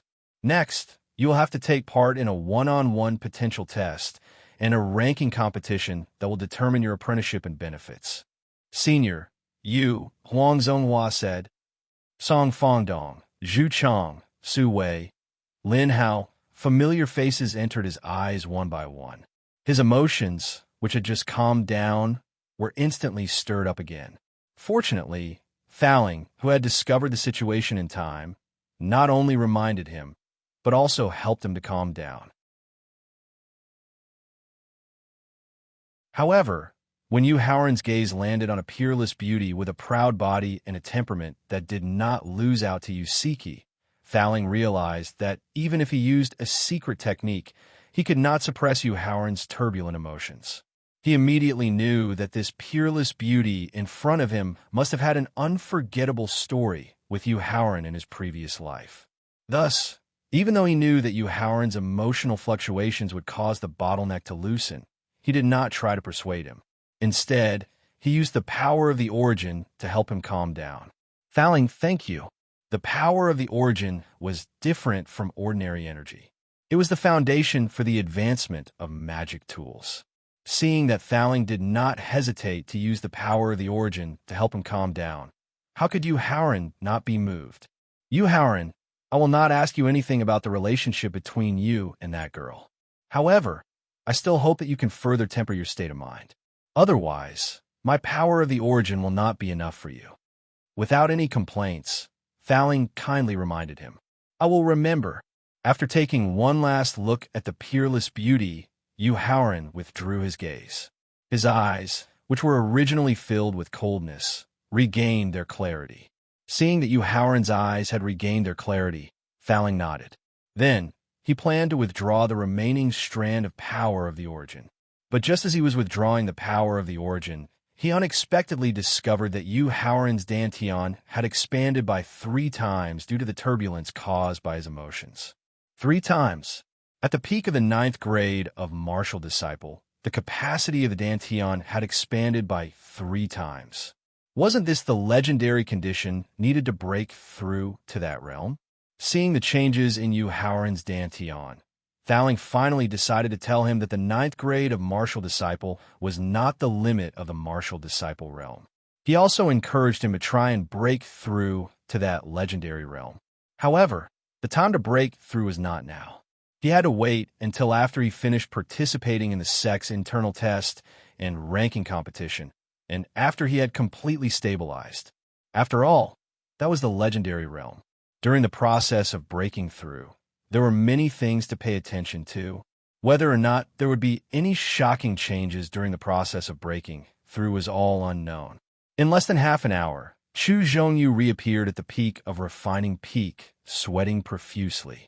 The first thing he said after returning was to apologize to Yu Haoran and Wu Jingjun. Junior brother Yu, junior brother Wu, I'm really sorry. Because we were the last to return to the sect will not change the time of the test and ranking competition. This way, you won't have time to rest and recover your energy. Senior brother Chu, it's okay. I believe that with my and Zhengjuan's strength, passing the potential test and ranking competition shouldn't be a problem.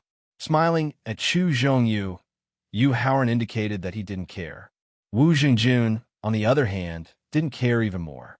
Because he was brought back by Chu Zhongyu, not only did he not consume the slightest bit of energy in these 3 days, but his bloodthirsty physique had also transformed, raising his cultivation to the middle of the 9th grade of martial disciple.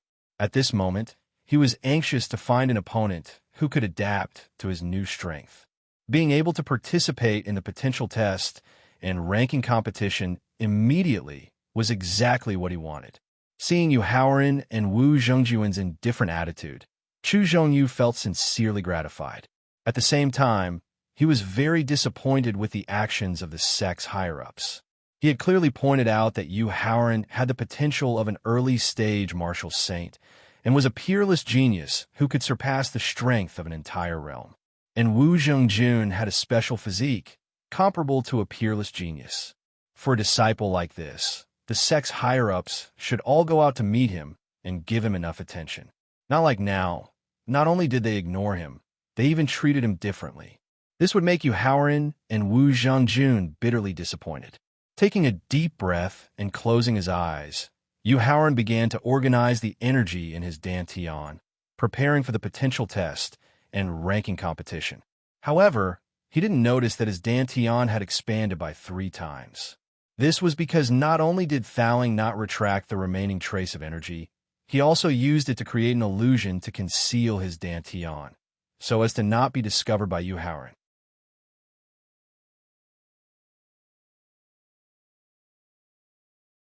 Chapter 75.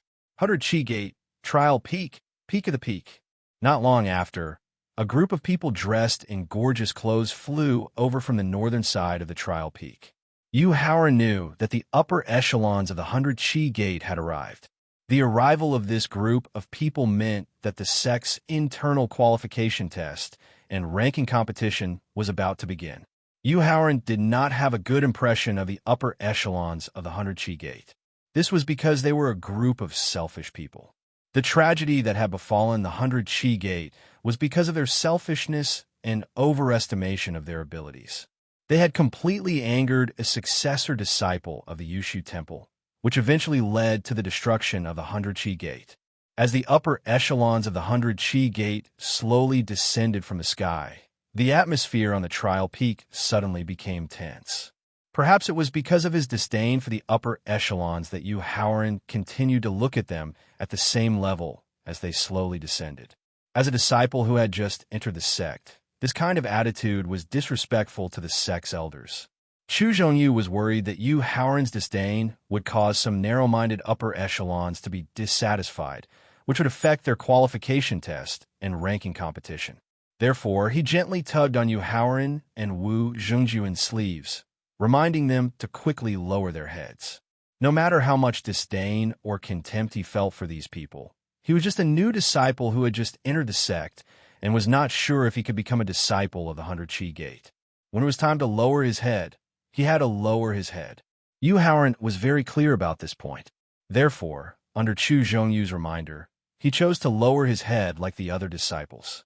Disciples, although our 100 Chi Gate is only a second-rate sect in the Tianxian continent, our sect has been around for nearly 10,000 years. The foundation of our sect is not inferior to that of a first-rate sect. Moreover, we do not lack cultivation resources, top-notch cultivation mantras, and martial arts techniques. We do not lack divine weapons. The only thing we lack is an opportunity to soar into the sky A middle-aged man of about 40 years old with a dignified appearance walked out from the crowd and roared with an encouraging expression after landing in the upper level of the smelting trial peak. And this opportunity to soar is not for us, the higher-ups of the sect, but for you, the disciples who have just joined the 100 Chi Gate. Your potential, your passion, and your passion are the hope of the 100 Chi Gate to reach a higher level. Therefore, I hope that all of you can train hard and use the resources provided by the sect to quickly grow up and become powerful warriors whose names can shake the Tianxian continent. The dignified man's encouragement caused these disciples who had just joined the 100 Chi Gate to clench their fists uncontrollably. Their faces were flushed red, as if they could not wait to use the resources to cultivate and become the strongest in the Tianxian continent. Only Yuhaoran was as calm as water. The middle-aged man who had just given the motivational speech was called Lai Yin. He was the deputy leader of the 100 Chi Gate and the alchemist with the highest level of cultivation in alchemy in the 100 Chi Gate. Therefore, Li Yin's position in the 100 Chi Gate was very high and his power was very strong. He was basically on par with the leader of the sect. Otherwise, it would be impossible for him, a deputy leader, to preside over today's ceremony for new disciples. However, Yu Haoran knew that although Lai Yin looked forthright and generous, he was actually a narrow-minded person who would seek revenge for the smallest grievance. Don't be fooled by his passionate speech just now, as if he was very willing to nurture these disciples in front of him. In reality, in their future cultivation, unless they were willing to join his faction and become his loyal lackey, at least half of their cultivation resources would be deducted. In his previous life, for a certain person, or more accurately, for a woman, he had offended one of Li Yin's favorite disciples. As a result, not only had he been suppressed in the sect, even the treatment he should have received had been deducted by nearly 3/4. If it weren't for the care of his senior brothers who had given him a portion of his cultivation resources, how could he have possibly raised his cultivation to the peak of the martial master realm in just a few years' time? Of course, although the 100 Chi Gate doesn't lack cultivation resources, these cultivation resources were accumulated and earned by the sect's experts through untold hardships. We can't just let them go to waste. Therefore, we need to make the most reasonable arrangements based on everyone's potential, talent, comprehension, cultivation, and strength. At this point, Lai Yin glanced at the less than 600 new disciples on the peak, and a trace of disappointment appeared in his eyes. The sect selection competition, which was held every 3 years, was for young warriors from a large area of the Tianxian continent. It was also considered a grand event in the Tianxian continent, and the number of young warriors participating could reach hundreds of millions. Even though the requirements for the selection competition were stricter and the elimination round was as high as 8 levels, at least tens of millions of young warriors could successfully pass the sect selection competition and have the opportunity to choose to join a sect. Tens of millions of young warriors, excluding the majority of them who chose to join third-rate or not join sects. The remaining disciples were evenly distributed among the 7 top sects, 15 first-rate sects, and 38 second-rate sections. Each sect could have at least tens of thousands of disciples. But what about the 100 Chi Gate? It seemed that ever since the Gate Master had taken office and adopted a policy of tolerance, the influence of the 100 Chi Gate had been declining year by year, and the number and quality of the disciples they recruited had also become worse. Moreover, the overall strength of the 100 Chi Gate had shown a downward trend.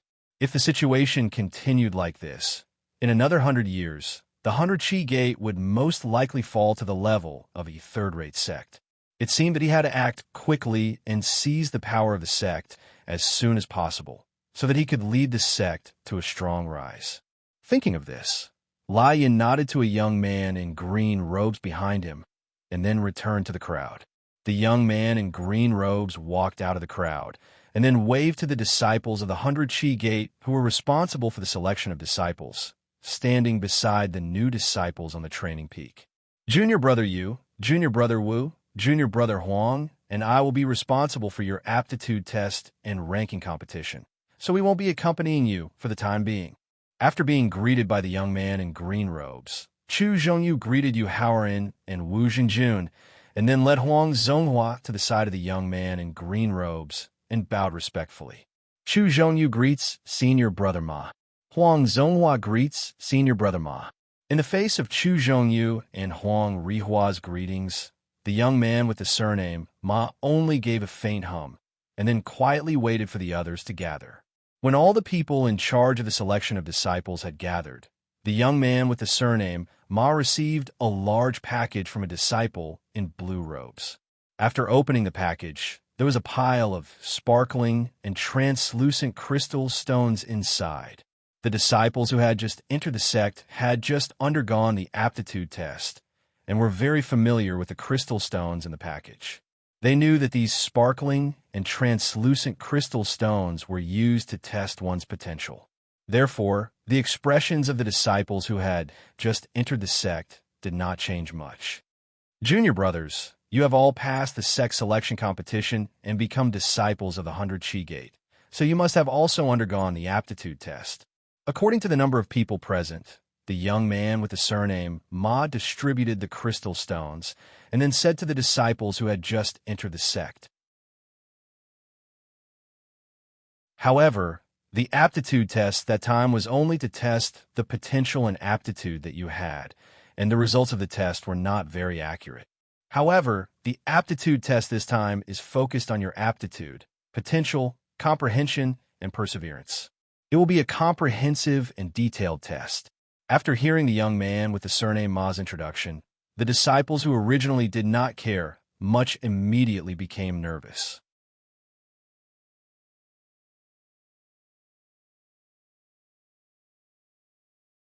Chapter 76. 100 Chi Gate, Trial Peak Summit.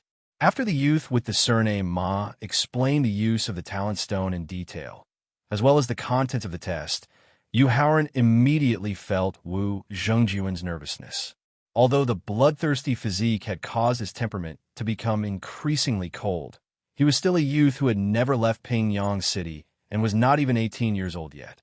Thus, Yu Haoren immediately comforted him. "Zhengjun, don't be nervous.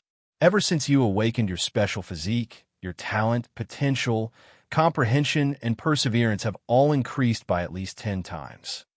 Although I can't guarantee that you will be able to obtain first place in this test, you will at least be able to enter the top 10.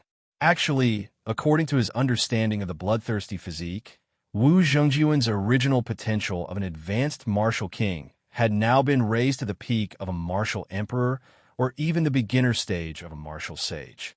Among the disciples recruited by the 100 Chi Gate this time, if not including himself, there should be 2 other people who had the potential to reach the beginner stage of a martial sage.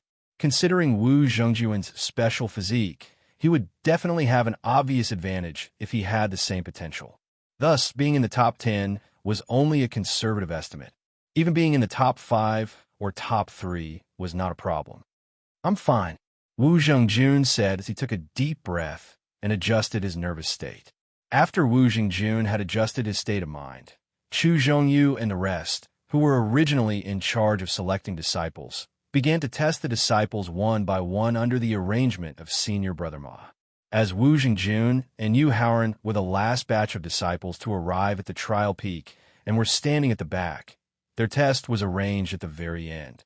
Regarding this, neither Yu Haoren nor Wu Zhengjun cared much. Using the talent stone to conduct a single test required much more time than using the formation to connect the talent stone to the test in Pingyang City. Thus, Yu Haoren, who had some free time, began to carefully size up the nearby mountain peaks. Apart from the trial peak, among the 37 peaks of the 100 Chi Gate, the most distinctive one was the one that looked like a ruler. The founder of the 100 Chi Gate named this mountain peak as the 100 Chi Gate. It was the exclusive mountain peak of the 100 Chi Gate. It was also the symbol of the 100 Chi Gate.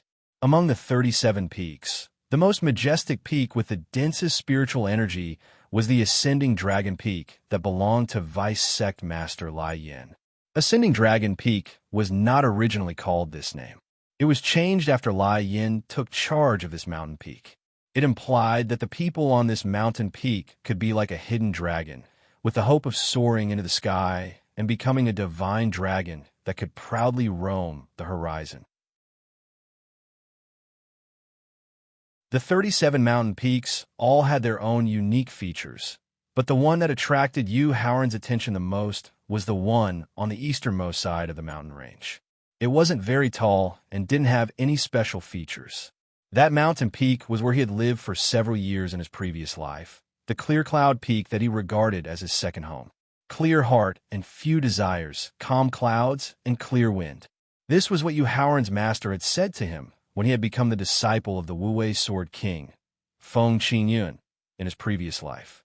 However, Yu Howren knew very well that this sentence was not suitable for his previous life, and it was not suitable for his current life. Just as Yu Howren was observing the clear cloud peak, he felt a sharp gaze coming from within the clear cloud peak. This gaze made him feel as if his entire body had been seen through. Although after his rebirth, he had lost his peak martial king cultivation and divine soul, his peak martial king state of mind was still there. To be able to give him this feeling, the person's cultivation had to be at least at the peak of martial king. It could even be a martial saint who had comprehended the power of law. No, who is this person? Yu Howren's expression changed when he sensed the sharp gaze on him.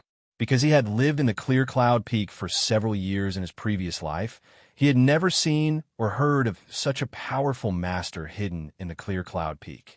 Moreover, if the 100 Chi Gate had a martial saint, then the disciples of the Yushu Temple would not have dared to easily join forces with the second and third-rate sects to attack the 100 Chi Gate. The 100 Chi Gate would not have been destroyed in the end. After all, a martial saint who had mastered the power of law was very difficult to kill. If a martial saint escaped, even a Yushu Temple would have a considerable headache. No matter how doubtful he was, Yu Howren knew that with his current cultivation and strength, he could not provoke such a master for the time being. Therefore, he quickly withdrew his gaze and did not look at the clear cloud peak anymore. But just as he withdrew his gaze, a middle-aged man with an elegant temperament walked into his line of sight step by step. Yu Howren was stunned when he saw the middle-aged man who exuded a scholarly aura. Then, a wave of joy, grievance, surprise, and reluctance welled up in his heart. Because the middle-aged man who appeared in his line of sight was the master who had treated him like his own father in his previous life, the Wu-Wei Sword King of the 100 Chi Gate, Feng Qingyun of the Clear Cloud Peak. Seeing Yu Howren staring at Feng Qingyun, fouling in the sea of consciousness quickly reminded him, Yu Howren, this person is not simple. Quickly withdraw your gaze. In fact, when the sharp gaze from the Clear Cloud Peak had noticed Yu Howren, Fouling had already sensed it. However, at that time, he did not dare to block that gaze for Yu Howren, nor did he dare to rashly warn him. Although the cultivation of the owner of that sharp gaze was not very high and was only at the early stage of the martial saint realm, that person's comprehension of the power of law was not something he dared to easily touch.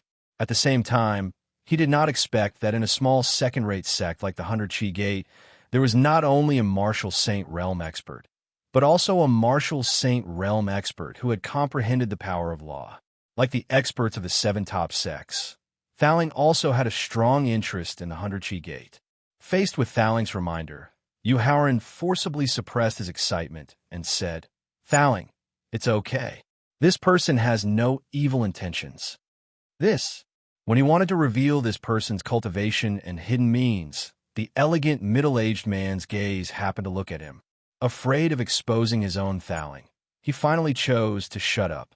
Seeing the young man staring at him, the elegant middle-aged man from the Clear Cloud Peak was stunned at first. Then, a strange feeling welled up in his heart. It was as if the young man in front of him had been his master in his previous life.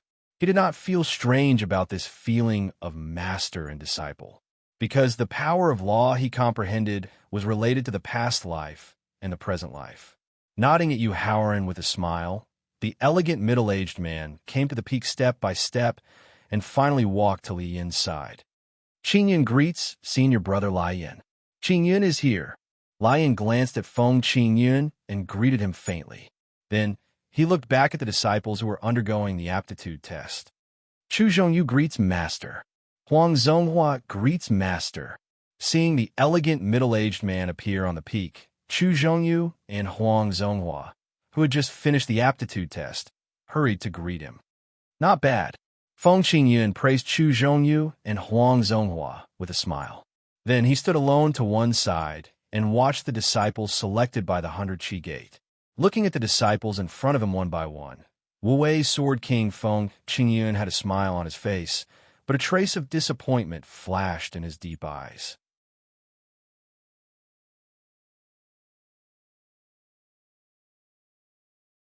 Chapter 77. 100-Chi Gate, Training Peak, Peak, Peak. In his knowledge sea. After considering for a long time, Faling ultimately decided not to warn Yu Haoran. The middle-aged man with an elegant temperament who had just appeared was a martial saint expert who had comprehended a special power of law. It wasn't that he didn't want to warn Yu Haoran, but considering that the power of law that this person had comprehended was able to detect past and present lives, he was worried that if Yu Haoran knew the secret, that person would use the power of law to track him down.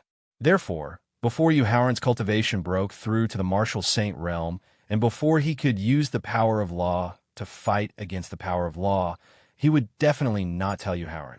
In other words, he hoped that Yu Haoran would be able to discover the uniqueness of the middle-aged man through his own observation.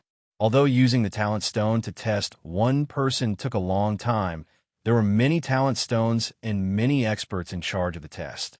Therefore, of the less than 600 disciples present, more than half of them had completed the test in just over half an hour. However, until now, not a single disciple had been able to display a talent that would cause everyone to exclaim in admiration. When it was time to test that person, the girl with a peerless appearance, the crowd finally erupted into exclamations and discussions. This was because the peerless girl was only 16 or 17 years old, and her cultivation was already at the peak of the 9th grade martial disciple realm.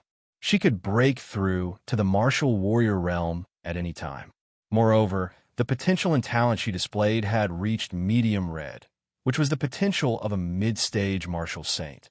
More importantly, the peerless girl's perception and perseverance were actually the same as her potential and talent, reaching medium red, which was the perception of a mid-stage martial saint. This was the main reason why everyone was shocked and why the higher-ups of the 100-Chi gate were overjoyed. A martial artist's potential and talent could be improved through medicinal pills and secret techniques. However, perception was something that a person was born with. It needed to be sharpened over time to improve bit by bit. The stronger one's innate perception was, the easier it would be for them to understand mental cultivation methods and martial skills. Moreover, through understanding mental cultivation methods and martial skills, they will be able to quickly improve their cultivation and possess the strength to challenge those of a higher realm. Just like when Yu Haoran had participated in the sex selection competition. Although Qian Hong's talent and potential qualified her to become a disciple of one of the top 7 sects, she definitely wouldn't have attracted the attention of the 7 powerhouses. The reason why he had attracted so much attention from the 7 powerhouses was mainly because he had displayed the ability to challenge those of a higher level, which indirectly proved that he had astonishing comprehension ability. Turning his head to look at Wu Xinjun, he discovered that he had no interest in the peerless girl who had just erupted with astonishing potential, talent, comprehension, and perseverance. He couldn't help but heave a sigh of relief. Although that girl was very beautiful and outstanding, she was a venomous snake that could not be easily approached. If he stayed with her, he might get injured or even lose his life. In his previous life, he had risked his life many times because of this girl, and many times he had almost lost his life because of her. Even if he risked his life, what he got in return was heartless abandonment. Therefore, in this life, he chose to withdraw. At the same time, he didn't want his good friend Wu Xingjun to have too much contact with her. After that girl had displayed her astonishing potential, talent, comprehension, and perseverance, the higher-ups of the 100-Chi gate had approached her one by one to discuss in detail. From the pleasant surprise that constantly appeared on the girl's face, It was clear that the higher-ups of the 100 Chi Gate were trying to recruit her with superior conditions. Regarding this, Yu Haoran couldn't help but gloat inwardly. Don't look at how happy you are today. Sooner or later, I'll make you do the same. Junior brother Yu, what a coincidence. Just as the higher-ups of the 100 Chi Gate were trying to recruit that girl, the lively Huang Zonghua directly walked past the dozen or so disciples waiting to be tested and arrived in front of Yu Haoran, joking. Yes, what a coincidence. Smiling in response to Huang Zonghua, Yu Haoran extended his hand. Squeeze a drop of blood onto the talent stone. After Yu Haoran took the talent stone, Huang Zonghua instructed. Nodding his head, Yu Haoran squeezed out a drop of blood onto the talent stone. As the blood merged into the talent stone, the originally sparkling and translucent talent stone instantly exploded with a dazzling white light. The degree of the white light's brilliance immediately attracted the attention of everyone on the mountain peak. Different from the potential test in the sex selection competition, if one were to use the talent stone for the test, it would display 4 colors. One color represented talent, one color represented potential, one color represented comprehension, and one color represented perseverance. Talent, potential, comprehension, and perseverance could basically determine a martial artist's starting point. Under normal circumstances, the colors that represented talent and potential changed the fastest, while the colors that represented comprehension and perseverance changed the slowest. However, this situation had changed for Yu Haoran. This was because the 2 colors that represented comprehension and perseverance had first shown a yellow light. When the yellow light's density reached a deep yellow, the 2 colors that represented talent and potential began to show yellow. This situation showed that Yu Haoran's comprehension and perseverance far exceeded his talent and potential. Thinking back to how Chu Zhongyu had once mentioned that Yu Haoran had the potential of a light red color, this also meant that he had the potential of an early-stage martial saint. Now, the speed at which his comprehension and perseverance were showing colors far exceeded his talent and potential. This meant that his comprehension and perseverance would at least reach a medium red color, or even a deep red color. This meant that his comprehension and perseverance were at the peak of a martial saint's level. This caused Lai Yan, who had been paying attention to him, to feel his heart burn with passion.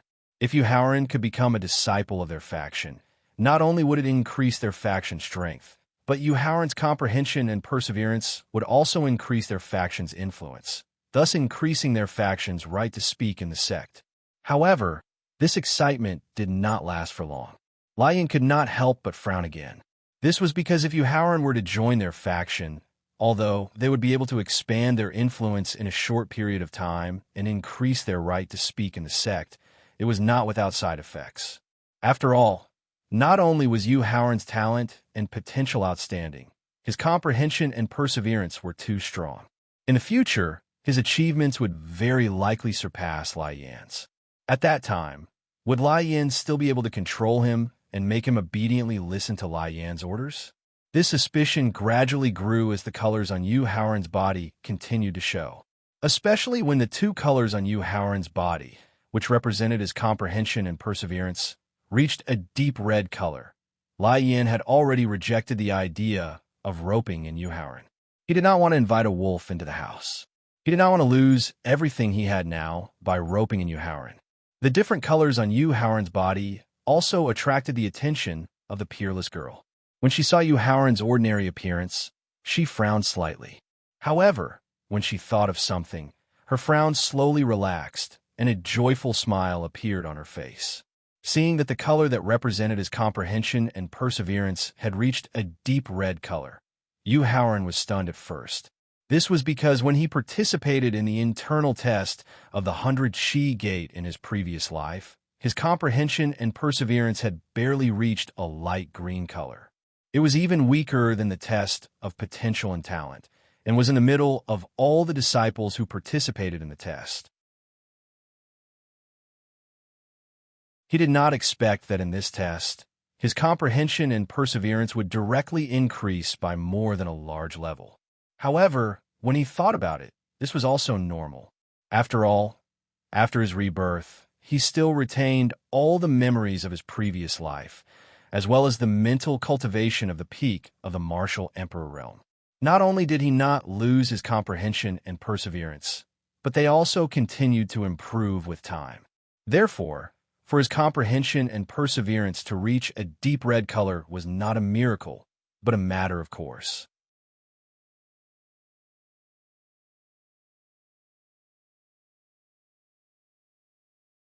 Chapter 78. 100 Chi Gate, Training Peak, Peak. Fouling, what's going on? Seeing the increase in the color that represented his potential and talent, Yu Haoran could only ask the Thaling in his sea of consciousness for confirmation. Yu Haoran, regarding the increase in your potential and talent, I know what's going on, but this involves a legendary secret. When you are completely stable, I will tell you this secret in detail. Hearing the Thaling's explanation, Yu Haoran's depressed mood immediately eased. Ever since he had known the Thaling, as long as it involved a secret, the Thaling would refuse to tell him on the grounds that his cultivation and strength were insufficient. Fortunately, he did not do so this time. Otherwise, the joy of returning to the sect of his previous life would be greatly reduced. When the color that represented his talent and potential also reached deep red, the four colors gradually began to fade, which meant that Yu Haoran's comprehensive test was about to end. When the four colors on Yu Haoran's body completely disappeared, apart from waves of exclamations and discussions, none of the many upper echelons of the 100 Chi Gate tried to rope him in or make promises like they did to the peerless girl. Regarding this, Yu Haoran was not only not angry, but also very happy. This was because he did not want to force a smile to face a group of selfish people who might become his enemies in the future because of the predicament of reality. Junior Yu, although I knew that your comprehension and perseverance would definitely be outstanding, I did not expect that your talent and potential would actually increase by 2 minor levels in short 3 days. Looking at Yu Haoran, who had loosened his hands and allowed the talent stone to turn into powder to fall from his fingers, Huang Zonghua sighed emotionally. During the sex selection, I had a knot in my heart. Now that the knot in my heart has been untied, it is normal for my talent and potential to increase. Yu Haoran had already thought of how to explain the increase in the color of his talent and potential, so he said with a calm expression, "So that's the case." After hearing Yu Haoran's explanation, Huang Zonghua said with a look of realization. Then, he looked around and quietly pointed at Feng Qingyun, who was standing alone on the side, and said, "Junior brother Yu, that expert with a scholarly temperament is my and senior brother Chu's teacher, Wu Wei Sword King Feng Qingyun." Although Huang Zonghua didn't say it explicitly, Yu Haoran knew what he meant, so he said with a smile, "Senior brother Huang, I once told senior brother Chu that the reason I chose to enter the 100 Chi Gate was because I had a dream before participating in the sex election.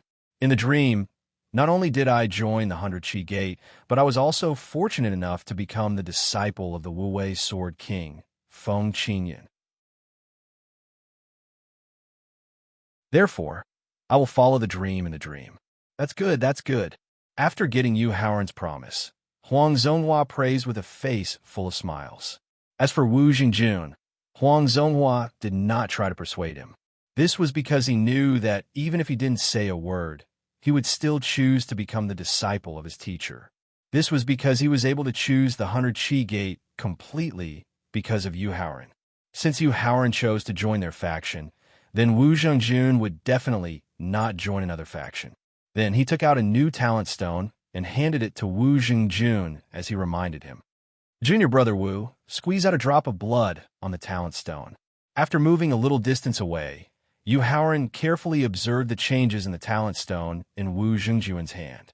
This was because he also wanted to know how much Wu Zhengjun's talent, potential, perception, and perseverance would increase after activating his bloodthirsty physique. The bloodthirsty physique's effect was on the physical body. Among the 4 colors that appeared on Wu Zhengjun's body, the 2 colors that represented talent and potential changed the fastest, while the 2 colors that represented perception and perseverance changed the fastest. It wasn't until the colors of talent and potential turned light red that the colors of perception and perseverance gradually turned green. At this point, the changes in the four colors were already showing signs of weakening, and finally stopped at light red, light green, and light green. Seeing that the bloodthirsty physique's effect on Wu Jingjun was not as strong as he had imagined, Yu Haoran was slightly disappointed. Just as Thowling had said before, after his rebirth, he would be plagued with disasters. The friends and subordinates by his side would be in danger at any time. If he wanted to protect his own life, he had to continuously raise his cultivation and increase his strength. Fortunately, the pagoda genie noticed his disappointment and explained in a timely manner. Yu Haoran, Wu Zhongyuan's bloodthirsty physique is ranked 999 out of thousands of unique physiques. How can he only have the potential of an early martial saint? The reason why his current performance is so ordinary is because he has only activated a tenth of his bloodthirsty physique. When the bloodthirsty physique is fully activated, his own potential will far surpass yours, and he will at least be at the peak of martial saint. So that's how it is. Hearing Thowling's explanation, Yu Haoran suddenly understood. Although the four indicators that Wu Jingjun had displayed made Yu Haoran slightly disappointed, among the nearly 600 new disciples, the results of these four indicators were enough to place him in the top 5. Therefore, his performance just now had attracted the interest of many of the higher-ups of the 100 Chi Gate. Different from Yu Haoran's potential, talent, perception, and perseverance were too outstanding.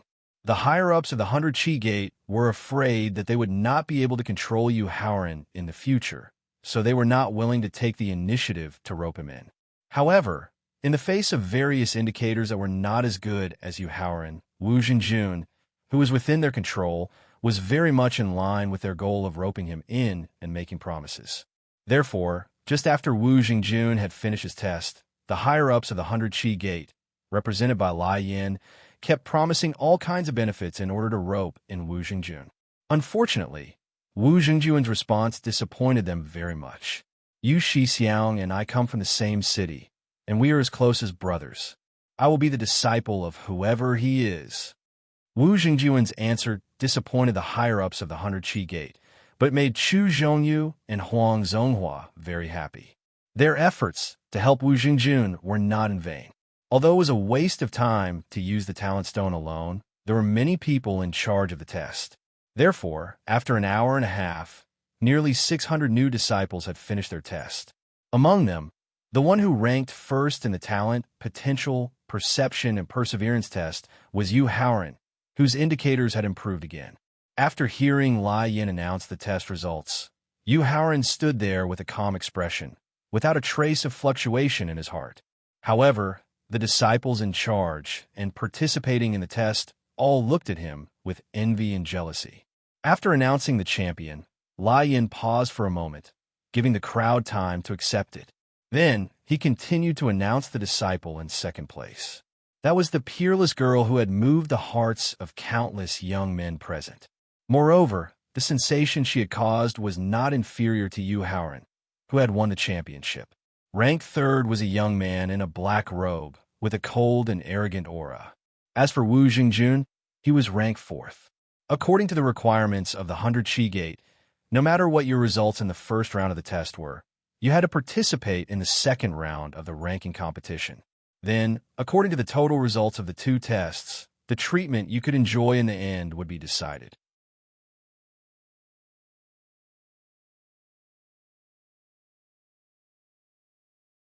Chapter 79. 100 Chi Gate, Training Peak, Mountain Peak. Just like the sex selection competition held in Pingyang City, the sex ranking competition was also a one-on-one competition. The only difference was that during the competition, no one was allowed to be injured or killed. In the end, the results of the two competitions would be added together to determine the top 100 disciples. The top 100 disciples could choose to enter a different faction and become an ordinary disciple. As for the remaining disciples, they would be divided into odd jobs and outer disciples according to their cultivation. They would then cultivate the most common mental cultivation techniques and martial skills. Once they broke through to the martial master realm and successfully became an inner disciple, they would have the opportunity to become a new disciple. However, according to Yu Haoran's understanding of the situation from his previous life, apart from the top 100 disciples who were lucky enough to enter a different faction, there were less than 200 disciples who chose to become odd jobs disciples of the 100 Chi Gate. The rest of the disciples chose to return to their respective clans. Zhengjun, apart from the black-clothed youth and the beautiful girl, as well as the 5 martial warriors, none of the remaining disciples are a match for you. As long as you avoid them for the first few rounds, you are guaranteed to enter the top 10. The overall ranking of the 2 competitions would determine the treatment they would receive in the end. Given Feng Qingyun's personality, if his disciple wanted to obtain sufficient cultivation resources, the treatment of the sect would be one of the most important sources. Therefore, not only did he want Wu Jingjun enter the top 100, he also wanted to ensure that he could enter the top 10 or even the top 5. I understand. Knowing what Yu Haoran meant, Wu Jingjun nodded. Then he began to pick opponents that he could easily win against and that he could preserve his strength. Yu Haoran's target had long been the fatty with the body of meatball and cultivation of a peak first-grade martial warrior. This fatty was called Song Fangdong and was a prince of a kingdom under the Emperor Qin. Although he was fat, his movements were very agile. At the same time, his fat body made his body's defense abnormally strong. The reason why Yu Haoran targeted him from the start was not because of the hatred between the two of them in his previous life. After experiencing the misfortune of Yu Qing and Yu Haoqing, before he broke through to the martial warrior realm, he would not look for any enemies from his previous life. This was to prevent his mental state from fluctuating and causing the bottleneck to loosen. Song Fangdong was a person who was naturally jealous. He was especially jealous of those who were more talented than him, more beautiful than him, and had a higher status than him. Therefore, when it was within his capabilities, he would either ruthlessly humiliate or secretly deal with those people who were better than him in certain aspects. In the first round of tests, he was Song Fangdong, Song Fangdong.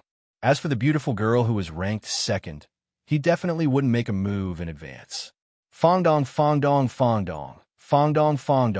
and Fangdong. Then, Wu Zhengjun, who was ranked 4th and had just rejected the recruitment of the sect's higher-ups, was probably the opponent he wanted to fight.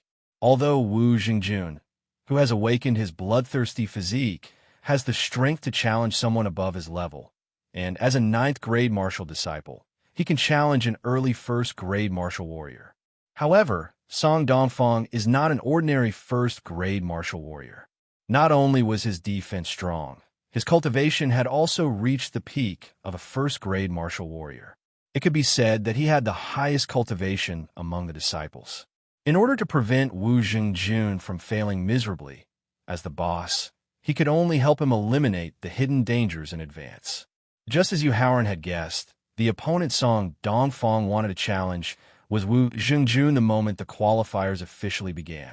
This was because he had learned from the 100 Chi Gates higher-ups that Wu Jingjun not only had outstanding talent and potential, but also had a special physique. This caused his jealousy to reach its peak. He wanted to defeat Wu Jingjun in front of everyone. The reason for this was, first, defeating Wu Jingjun would greatly suppress Wu Jingjun's momentum, which would affect Wu Jingjun's future cultivation. Secondly, he wanted to increase his fame and influence in the sect so that he could obtain a higher status and more cultivation resources. However, just as he was about to challenge Wu Jingjun, he saw a figure rushing towards him like a gust of wind. When the figure stood in front of him and he saw his appearance, Song Fangdong couldn't help but frown. Among the disciples recruited by the 100 Feet Gate this time, the one that he was most afraid of was neither the 4 experts whose cultivation was similar to his, nor the peerless girl of mysterious origin. Instead, it was Yu Haoran, whose talent, potential, perception, and perseverance were all at the top. Because of his physique, Song Fangdong was not well received in his own kingdom. He was even mocked by everyone. Even though he was a prince of the kingdom, The treatment and respect he received was not as good as the treatment of a direct descendant of a family. This was also one of the reasons why he couldn't bear to see someone more outstanding than him. In order to take revenge on those who mocked and looked down on him, in order to eliminate those who were more outstanding than him in all aspects, he not only desperately increased his cultivation, but also went around challenging opponents of the same level. Just before participating in the sex selection, he met an opponent, a beautiful young man whose cultivation was not as good as his. It was this young man who had truly shocked him with his perception and perseverance. Therefore, he was worried that Yuhaoran, who was only at the peak of the 9th grade martial disciple, might not lose to him or even surpass him in strength. Yuhaoran, my opponent for this round, is not you. Because of his fear of Yuhaoran, Song Fangdong did not want to fight with him for the time being, so he took the initiative to show weakness. Song Fangdong, my opponent for this round is you. Yuhaoran calmly replied. Yuhaoran, I am at the peak of the 1st grade martial disciple. Even if you have the strength to challenge me, I'm afraid it won't be easy for you to defeat me. If in the end, both of us are injured, wouldn't it be easy for others? Although Yuhaoran's contemptuous attitude made Song Fangdong very angry, in order to avoid capsizing in the gutter, he could only suppress his anger and persuade him. I have the confidence to last until the end. Faced with Song Fangdong's persuasion, Yuhaoran firmly said, Since it's like this, then let me, Song Fangdong, give it a try. Let's see how powerful a peerless genius like you is. After being rejected by Yuhaoran one after another, Song Fangdong could no longer suppress the anger in his heart. He gloomily threatened, Reckless bull rush. As soon as his threatening voice fell, Song Fangdong took the initiative to attack. He directly used the reckless bull fist technique that Yuhaoran had focused on after his rebirth and had reached the perfection stage. He was not surprised by this. The reckless bull fist technique was an ordinary fist technique that had just reached the perfection stage. Not to mention a second-rate sect like the 100 Chi Gate, even some unranked sects or clans in big cities would have collected this fist technique. Although the reckless bull fist technique could subtly temper the body and soul during the process of cultivation, it would at least need to reach the perfection stage. Moreover, when one broke through to the martial ancestor realm in the future, they would feel the various benefits brought by the reckless bull fist technique. However, according to his understanding, the disciples of the sects disdained to cultivate the reckless bull fist technique. Ordinary martial artists would find it difficult to reach the perfection stage without the guidance of a master.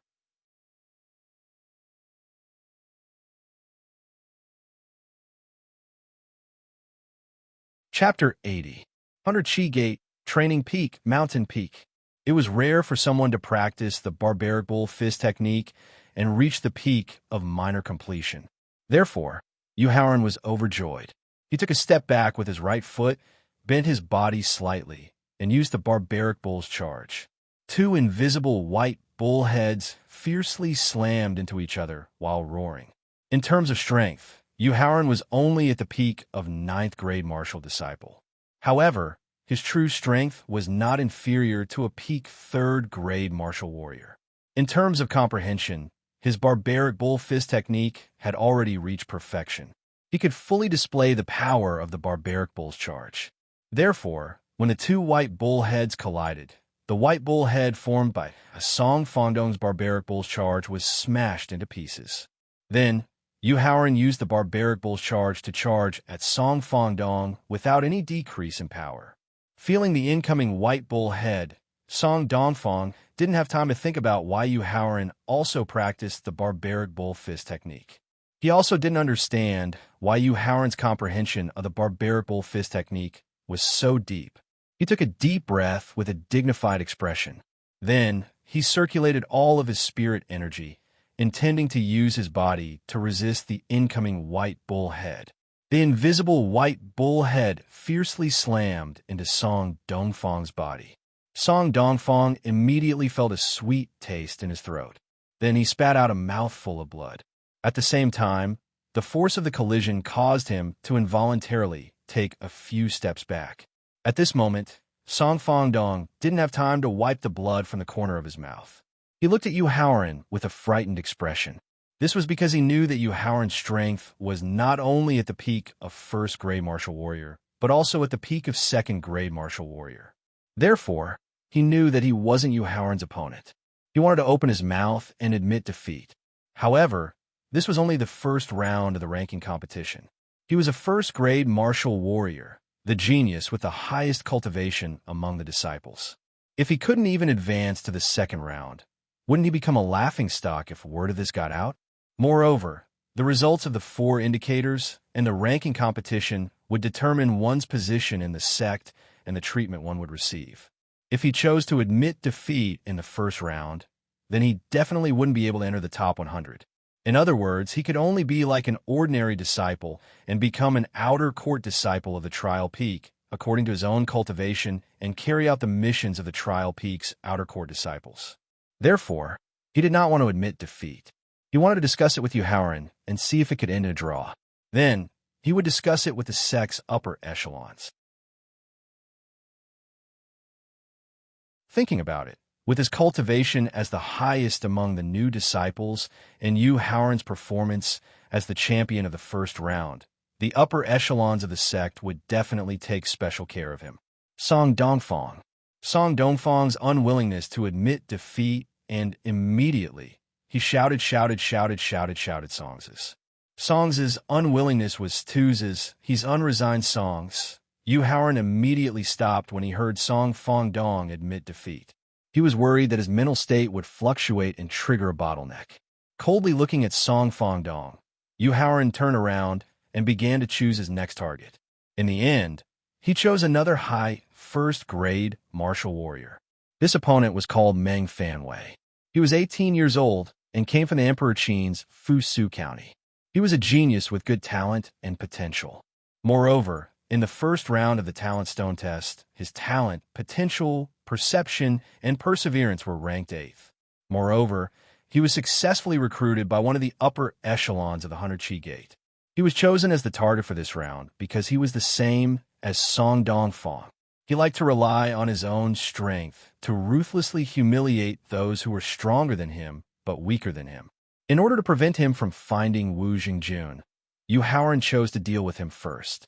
Seeing Yu Haoran rushing towards him, Meng Fanwei's expression changed. Because of his huge advantage in cultivation, his opponent in the first round was only at the peak of 8th grade martial disciple. Therefore, when faced with his challenge, his opponent could only take the initiative to admit defeat. Therefore, he had enough time and energy to pay attention to opponents who could threaten him. And Song Fongdong was the opponent that posed the greatest threat to him in this ranking competition. After all, Song Dongfang was a peak first-grade martial warrior. His strength was even higher than his own. Because he had been paying attention to Yu Haoran's matches, he had seen how strong Yu Haoran was. Therefore, when he saw Song Dongfang rushing towards him, he felt fear. However, Meng Fanwei was a person with a clear mind. He knew that if he wanted to plead or threaten Yu Haoran to give up on challenging him, it would be impossible. In order to ensure that he would be able to advance into the top 100, or even the top 10, he shrewdly glanced at them. Then, with the fastest speed, he picked the nearest opponent who had just finished resting and whose cultivation was only at the middle stage of the 9th grade of martial disciple. Seeing Meng Fanwei's actions, Yu Haoran was surprised at first. Then, a helpless smile appeared on his face. He didn't think that a high first-grade martial warrior like Meng Fanwei would be able to use such a method. This indirectly showed that Meng Fanwei was not only shrewd, but also decisive.